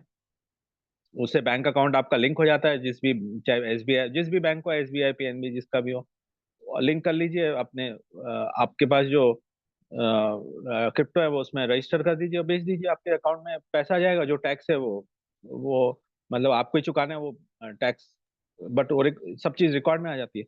तो बेसिकली ये मैकेनिज्म सीधा वाला मैकेनिज्म है भारत में भी। जी धन्यवाद संदीप भाई, आपने काफी समझा के उत्तर दिया।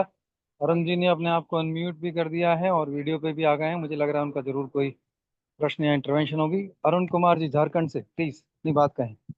सर नमस्कार। ये नमस्कार जी मैं इस भैया। पर किसी हाँ मैं इस पर किसी प्रकार की प्रतिक्रिया नहीं देना चाहता हूँ। ठीक है जी, ठीक है जी, ठीक है जी, कोई प्रश्न हो तो कर सकते हैं, नहीं मैं दूसरे साथियों के पास जाता हूँ। धन्यवाद।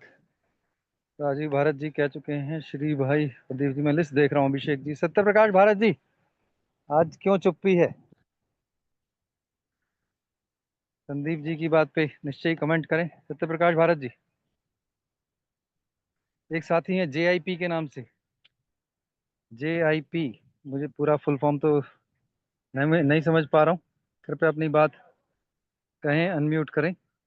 जेआईपी, प्रशांत चतुर्वेदी जी, यदि आज सुन पा रहे हैं, कल आपको कुछ कम्युनिकेशन नेटवर्क इश्यूज थे। डॉक्टर प्रशांत चतुर्वेदी जयपुर से, धन्यवाद आपने ज्वाइन किया। और मैंने उनसे, वो किसी कार्य में व्यस्त थे, कुछ फ्लाइट पकड़नी है, मैंने कहा नहीं आज संदीप जी हैं, जरूर आइए, तो आए, धन्यवाद। प्रशांत जी। जी सभी को प्रणाम, नमस्कार। नमस्कार जी, नमस्कार जी। हाँ, संदीप जी ने बड़ा अच्छा व्याख्यान दिया और अच्छा लगा सुन करके कि एक अलग से, आपकी लेकिन बात कट अभी गई प्रशांत। जी धीरे धीरे हम लोग इसको समझ पाएंगे। हम तो इस दुनिया से अलग हैं, इसलिए अभी कहना मुश्किल है, हमारी दुनिया थोड़ी अलग है। तो जैसे जैसे संगति का असर आता जाएगा, जरूर जरूर कोई प्रश्न पैदा होंगे तो जरूर आपके सम्मुख रखेंगे। भीलवाड़ा में हमने एक व्यवस्था बनाई ग्राम पंचायत के थ्रू। जी बता अभी दीजिए 2 सरकार ने मिनट में। 5 बीघा जमीन जो है हमको अलॉट हुई है। तो मुद्दा वहाँ यह है कि उसमें वो गौचर की जमीन तो नहीं है, गौशाला के लिए अलॉटेड है।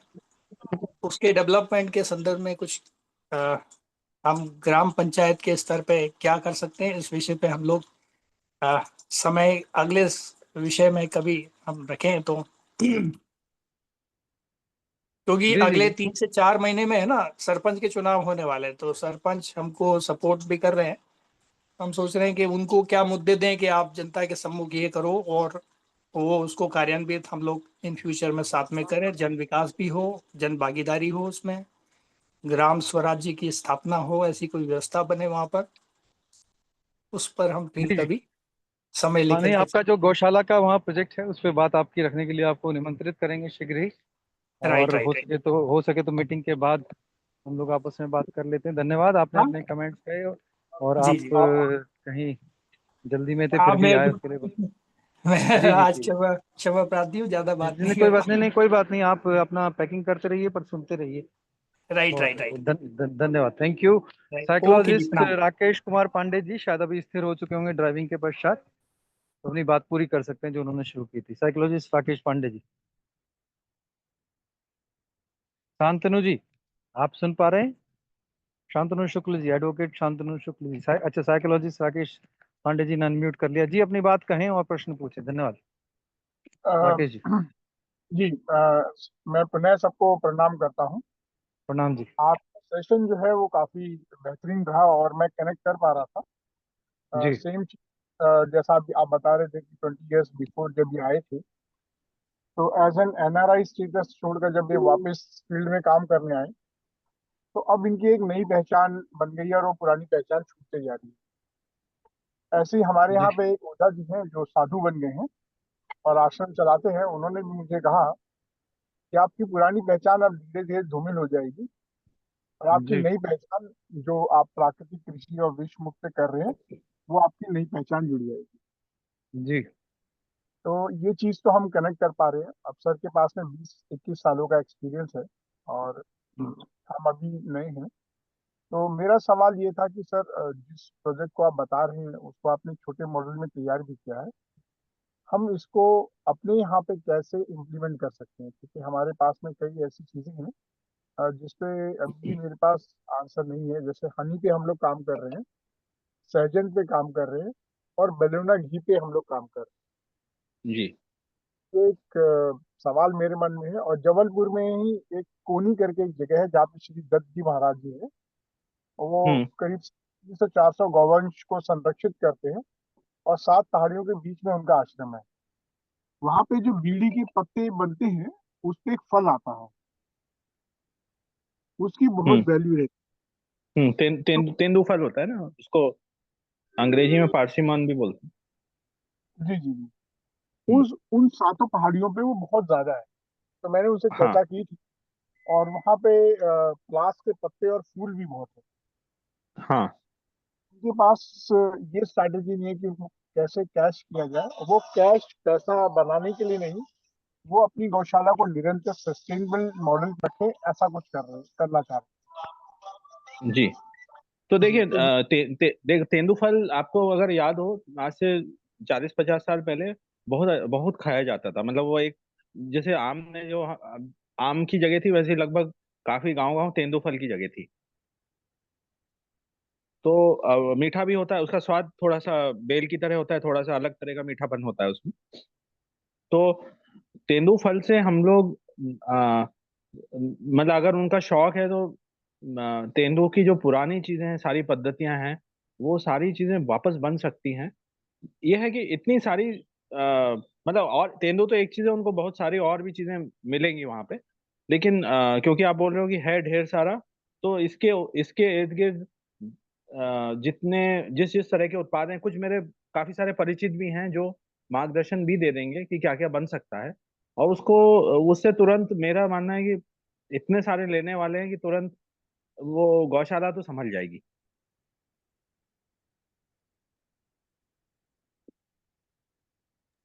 जी राकेश लेकिन जी। हाँ, लेकिन हाँ, वो मतलब वो अगर तैयार हैं तो ये तेंदूफल एक अपने आप में, मतलब क्योंकि अब जंगलों में ही बचा हुआ है तेंदूफल, जो जहां से अब आदिवासी तोड़ के नहीं लाते हैं, लेकिन है किसी के पास तो उसमें तुरंत व्यवस्था बन जाएगी उसकी। जी, तो मैंने आज एक संजय अवस्थी जी का नंबर अभिषेक भाई साहब को व्हाट्सएप पे भेजा है। हाँ आप ही उस गौशाला का संचालन करते हैं, तो उनको मैंने ठीक। निवेदन किया था आज जुड़ने के लिए इस कॉन्फ्रेंस पे। तो मुझे लगता है कि हम उनसे कनेक्ट नहीं कर पाए। तो उम्मीद करता हूँ उनसे जुड़ेंगे, या फिर मैं जब जबलपुर जाता हूँ तब मैं जी आपसे उनको कनेक्ट करने की कोशिश करता हूँ। जी जी ठीक, बिल्कुल। ठीक है। आप वैसे वैसे कहाँ पर हैं, आप कहाँ पे हैं? आजमगढ़ में। आजमगढ़ में, ठीक। सर मैं रहता आजमगढ़ में था, लेकिन लगभग पूरे भारत में ही मैं ट्रैवलिंग करता रहता हूँ, और अभी ठीक। लर्निंग स्टेज पे हूँ, तो इसीलिए छोटे छोटे मॉडल्स काम कर रहा हूँ। जी ठीक। जी जी, बहुत धन्यवाद राकेश जी, आपने बिल्कुल पर्टिनेंट सही बात रखी है। शांतनु जी ने अनम्यूट कर लिया है। शांतनु भाई, एडवोकेट शांतनु नहीं शुक्ल जी। मेरी आवाज आ रही है? जोर से आ रही है, जैसे नॉर्मली आती है, बहुत जोर से आ रही है, बोलिए। जोरदार। नहीं, मैं अभी चीजें सुन रहा हूँ और उसको अभी सिर्फ समझने की कोशिश कर रहा हूँ। मेरे पास कुछ बहुत ज्यादा कहने के लिए नहीं है।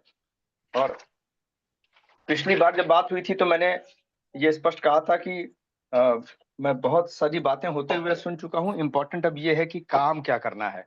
तो इस बार वाली मीटिंग में ये मुझे संतोष हुआ कि काम हो भी रहा है और हम लोग काम करने की तरफ बढ़ रहे हैं। इसीलिए मैं इसको ध्यान से सुन रहा था कि इसमें कहाँ मेरा क्या योगदान हो सकता है। थोड़ा सा मुझे चिंतन मनन का समय दे दिया जाए, जिससे मैं। और दूसरी चीज है कि मीटिंग में मैं थोड़ा देर से जुड़ा था, मैं जिसके लिए क्षमा प्रार्थी हूँ।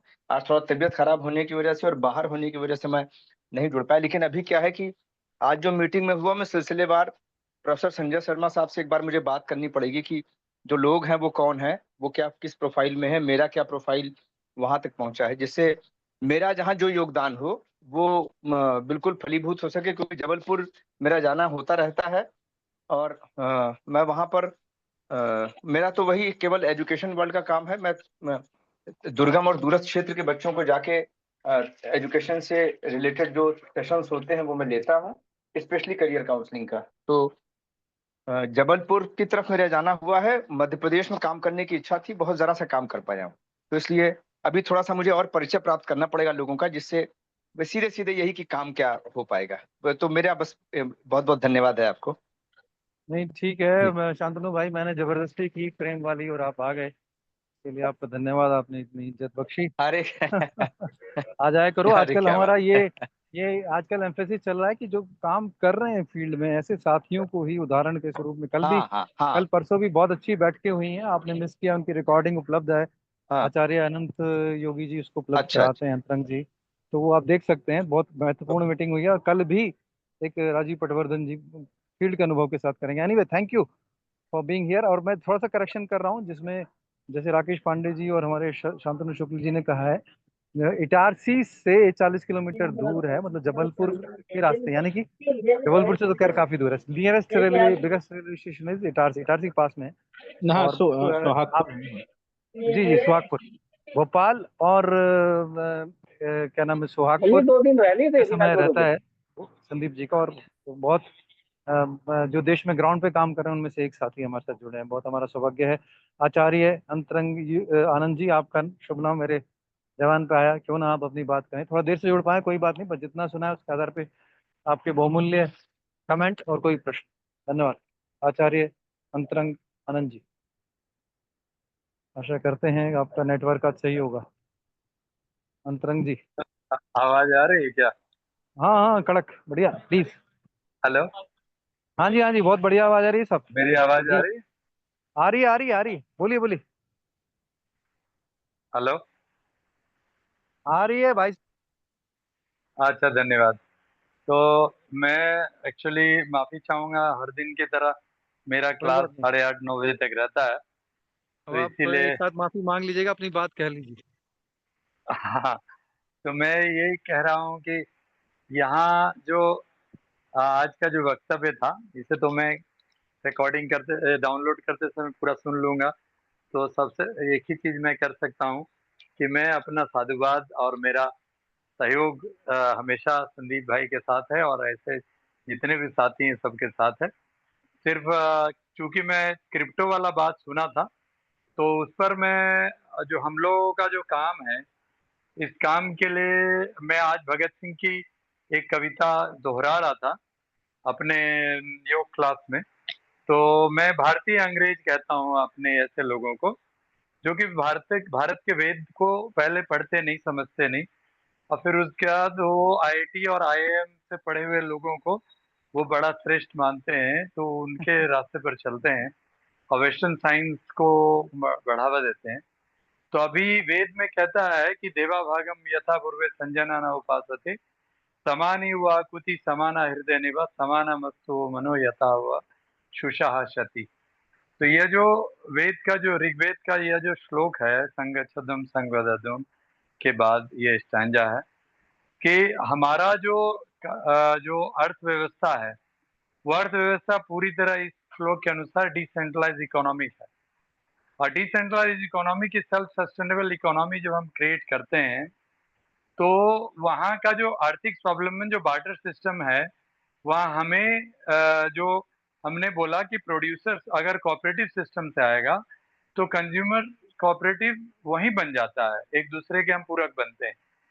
तो फार्मर्स कोऑपरेटिव, प्रोड्यूसर कोऑपरेटिव, मतलब जो हमारे उत्पादक हैं जो किसान के रूप में, और उसी को फिर उसके बाद उसी में प्रक्रियाकरण करने वाले प्रोड्यूसर्स हैं, फूड प्रोसेसिंग इंडस्ट्री, और बाकी जो एफपीओ के माध्यम से आज मॉडर्नाइज हो रहा है वो।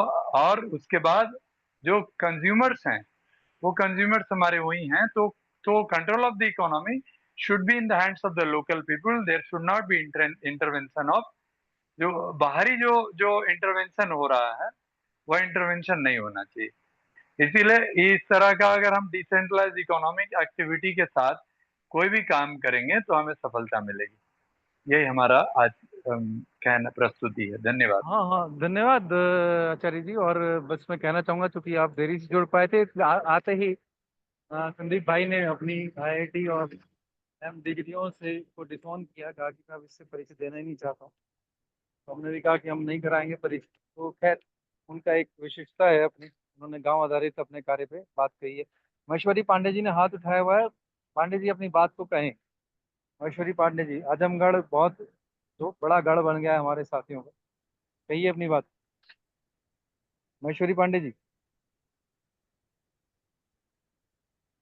हाँ, आपकी आवाज नहीं सुनाई दे रही भाई साहब। जी मेरी आवाज पहुंच रही है?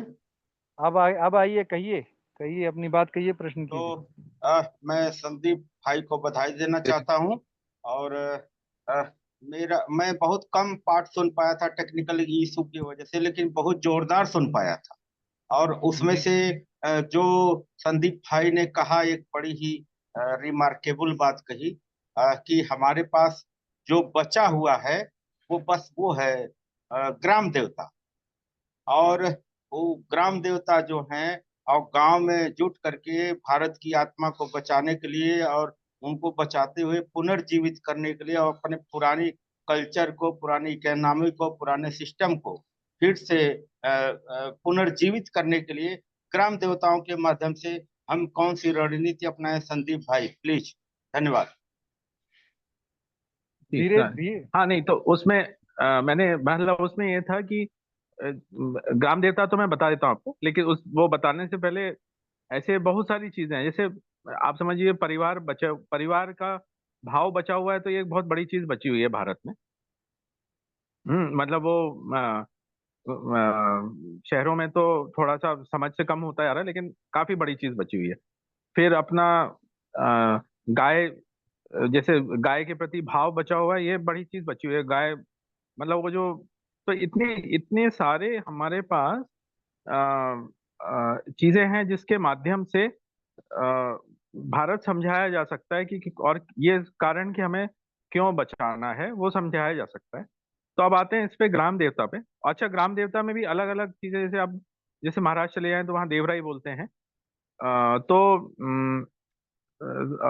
तो देवराई मुझे सबसे ज्यादा बिल्कुल, मतलब जहाँ बिल्कुल जीवित प्रथा दिखी वो कोंकण या महाराष्ट्र में ही दिखी है। बाकी बाकी जगह काफी हद तक लोग, खासकर जो पलायन करके दूर रह रहे हैं, वो लोग काफी हद तक उससे दूर हो चुके हैं। तो फिर भी मैं समझाता हूँ कि महाराष्ट्र, कोंकण में या इवन आदिवासी क्षेत्रों में एक भाव पक्का है कि किसी भी कीमत पे ग्राम देवता को ना सिर्फ बचाना है, बल्कि हर चीज में उनकी अनुमति भी लेनी है और आशीर्वाद भी लेना है। और मतलब बाकी सब पे विश्वास नहीं है, सरकार या बाकी किसी पे विश्वास नहीं है, लेकिन ग्राम देवता पे एक बिल्कुल अटूट विश्वास है कि ये हमारा भला ही चाहेंगे। तो ऐसी, जहाँ पे ऐसे भाव मिल जाते हैं, वहां पे आप छोटी सी बात समझा लीजिए। मैं आपको एक एग्जांपल के, मतलब उसके केस के साथ बताता हूँ कि जैसे हमारे गांव में आदिवासियों में नई प्रथा आ गई थी, और डीजे बजाने की। ठीक है कि कुछ भी फंक्शन हो रहा है, कुछ भी त्योहार हो रहे हैं, तो खूब तेज तेज डीजे बजने लगे थे। और उसको मिटाई नहीं मिट रहा है, क्योंकि मैं तो जहाँ रहता हूँ, लोग थोड़े हैं दूर दूर तक बड़ा मानते हैं तो सुनते हैं, लेकिन उनका ये तर्क होता था कि भैया दूसरे लोग बजा रहे हैं, दूसरे का तो जन्मदिन था, उसने बजाया तो आपने उनको रोका नहीं, फिर हमारा टर्न आया तो हमें बजा लेने दो। ठीक है, तो ऐसे कर करके वो एक दूसरे से compete करने में कि बड़ा कौन है, वो पूरे अपना कान से लेके अपना पूरा दिमाग खराब किए जा रहे थे समाज का। एक दिन बैठा के फिर समझाया कि देखो, तुम्हारे जो ग्राम देवता है वो बचेंगे कि नहीं अगर तुम डीजे बचाओगे। तो उनका एक पूरा चित्र बना दिया कि सारी चिड़िया तो उड़ गई हैं गांव से, क्योंकि तुम लोग इतना तेज तेज बचाते हो। तो ये तो मतलब सूना पेड़ हो गया पूरा। अच्छा, मोस्टली पेड़ होते हैं हमारे ग्राम देवता। तो वहां पे सन्नाटा छा गया, ये तो बहुत गड़बड़ बात है। तो नहीं, अब नहीं होगा ये। तो एक ऐसी चीज, तो उसके माध्यम से आप बहुत सारे मैसेजेस आप दे पाते हो कि ग्राम देवता को नुकसान हो रहा है, ग्राम देवता को जाना है, तो हमें कैसे कैसे करनी, प्रथाएं वापस जीवित करनी हो।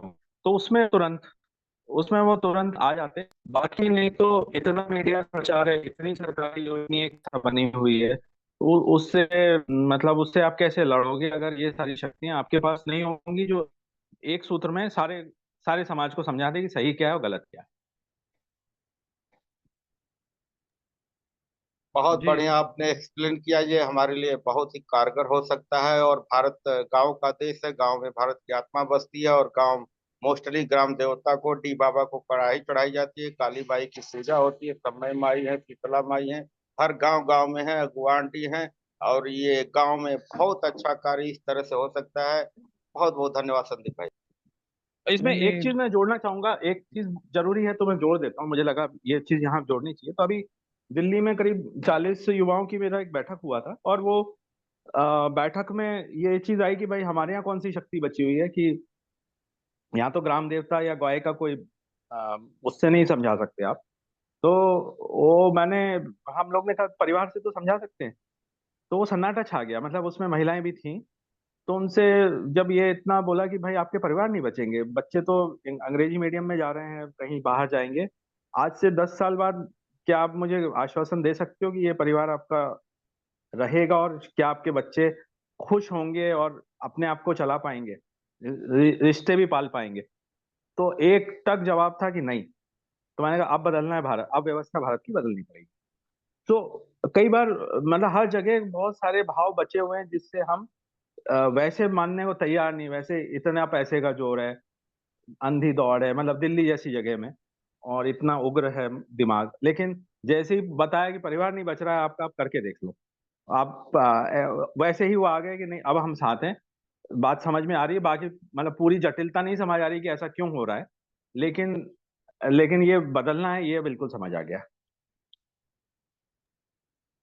जी धन्यवाद संदीप भाई, आपने विस्तार से समझाया। एक जो साथी जुड़े हुए उनका नाम JIP के नाम से है, यदि कहना चाहें कहें। और मैं चाह रहा हूँ कि बेस्ट धन्यवाद ज्ञापन, हालांकि अभिषेक जी को कंक्लूसिव बात कहनी है, और धन्यवाद ज्ञापन के लिए सत्य प्रकाश जी तैयार रहें, सीनियर मोस्ट में से एक है यहाँ पर। और प्रदीप जी भी कुछ कहेंगे तो अच्छा है। तो यदि JIP साथी को कुछ नहीं कहना है तो सत्य प्रकाश जी और Pradeep ji conclusive vote of thanks की तरफ से संयुक्त रूप से भी आ सकता है। प्रदीप जी। हाँ, ओमरम सभी बड़ों को प्रणाम। मैं भी संदीप जी का सुन रहा था कि वो बोल रहे हैं कॉर्पोरेट सेक्टर है, काम अच्छा है और वहाँ पे अच्छा काम हो रहा है।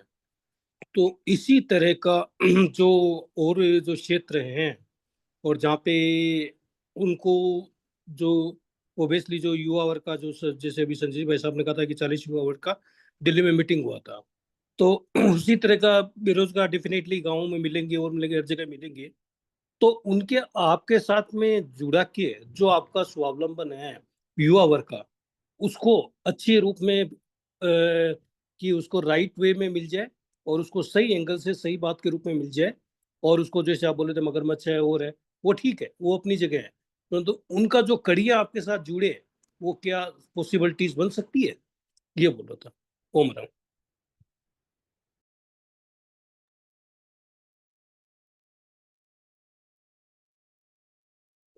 जी मतलब ये जैसे जो हम लोग का कार्य है गंगा प्रोजेक्ट, वो तो सबके हुनर के आसपास ही है। तो ऐसे ऐसे समझें कि कोई यदि जैसे हम, मैं तो ग्रामीण क्षेत्र का एग्जांपल लेके बताता हूँ, वो शहरी में भी लागू होता है कि जैसे ग्रामीण में अभी कुछ दिन परसों की ही बात है कि एक महिला आई थी। तो वो अब पढ़ी लिखी नहीं है, तो बेसिकली ना नौकरी है ना कुछ है। तो उसका था कि मैं क्या करूं, मतलब मैं कहाँ से आपसे जुड़ूं, कैसे करूं।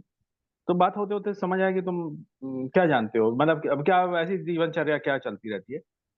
तो कमल तोड़ लेती हैं, मतलब अभी मौसम आ रहा है तो कमल तोड़ के कमल ककड़ी और ये सब बेच लेती हैं।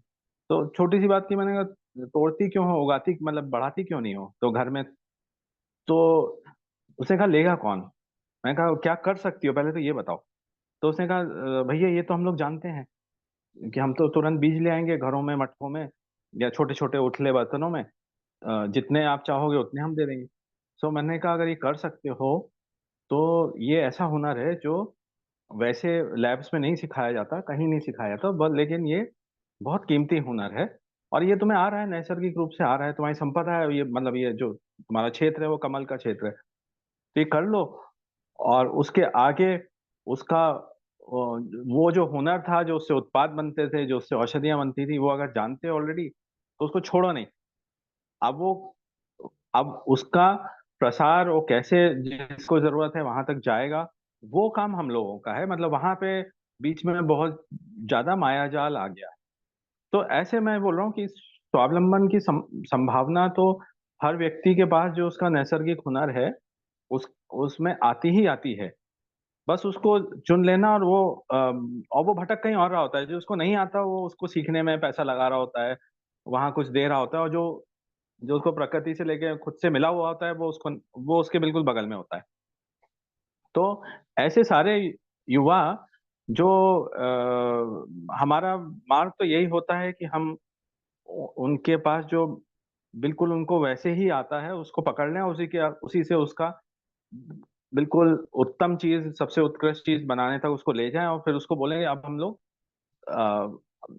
जहां उनका ये सवाल आ जाता है ना कि इसको लेगा कौन, वहां पे हम उनके सामने लोग खड़े कर देते हैं कि ये इतनी सारी दुनिया है जो वेट इसका इंतजार कर रही है। धन्यवाद संदीप भाई। अभिषेक जी, इस आज की मीटिंग को कंक्लूड करने के लिए आपका स्टेटमेंट। अभिषेक जी। मैं आग्रह करूंगा कि हमारे बीच में जो सत्य प्रकाश भारत जी हैं वो इसको कंक्लूड करें। मेरा सत्य प्रकाश जी से आग्रह है कि वो थैंक्स नोट दें और आखिरी में इसको कंक्लूड करें। संदीप जी आपके नंबर डाल देते सुविधा हो तो प्लीज ग्रुप में डाल देते। सत्य प्रकाश जी।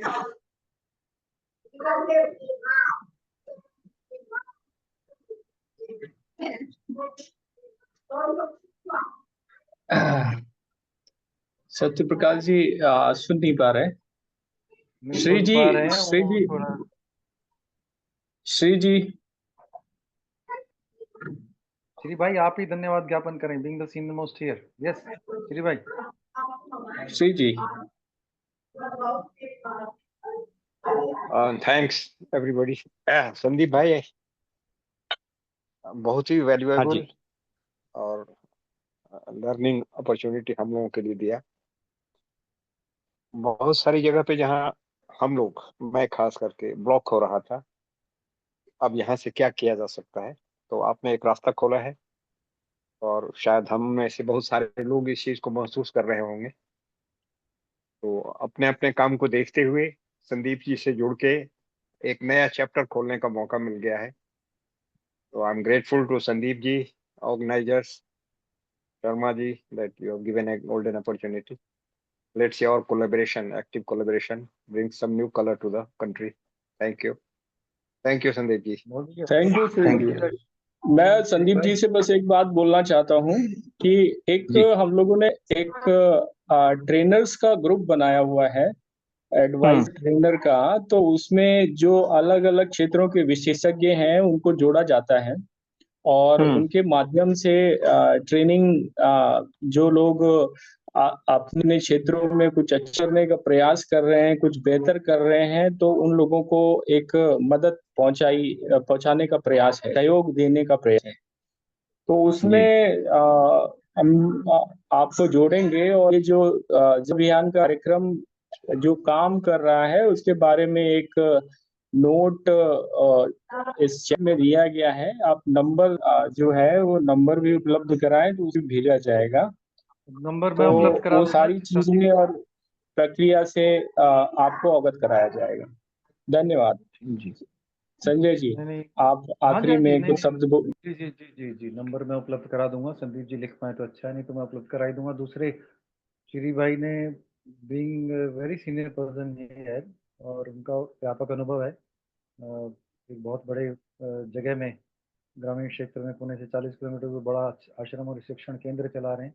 उनके द्वारा ऐसा अवेलेबल स्टेटमेंट हुआ तो संदीप मान लेते हैं एक बहुत बड़ा सर्टिफिकेट आपको मिला है। बहुत बहुत बधाई हो, अपने जीवन में आप कामयाब हो, ये शुभकामनाएं हो। और पैसे का खेल क्या है डेवलपमेंट क्षेत्र में, कुछ आपने इशारा किया, और उस पर एक और विस्तृत लेक्चर आपकी तरफ से चाहेंगे। मेरे ख्याल से 1-2 हफ्ते में हम फिर से आपसे संपर्क करेंगे। बहुत बहुत धन्यवाद। सैल्यूटेशंस। एक हाथ में फोन है, नहीं तो हाथ से प्रणाम।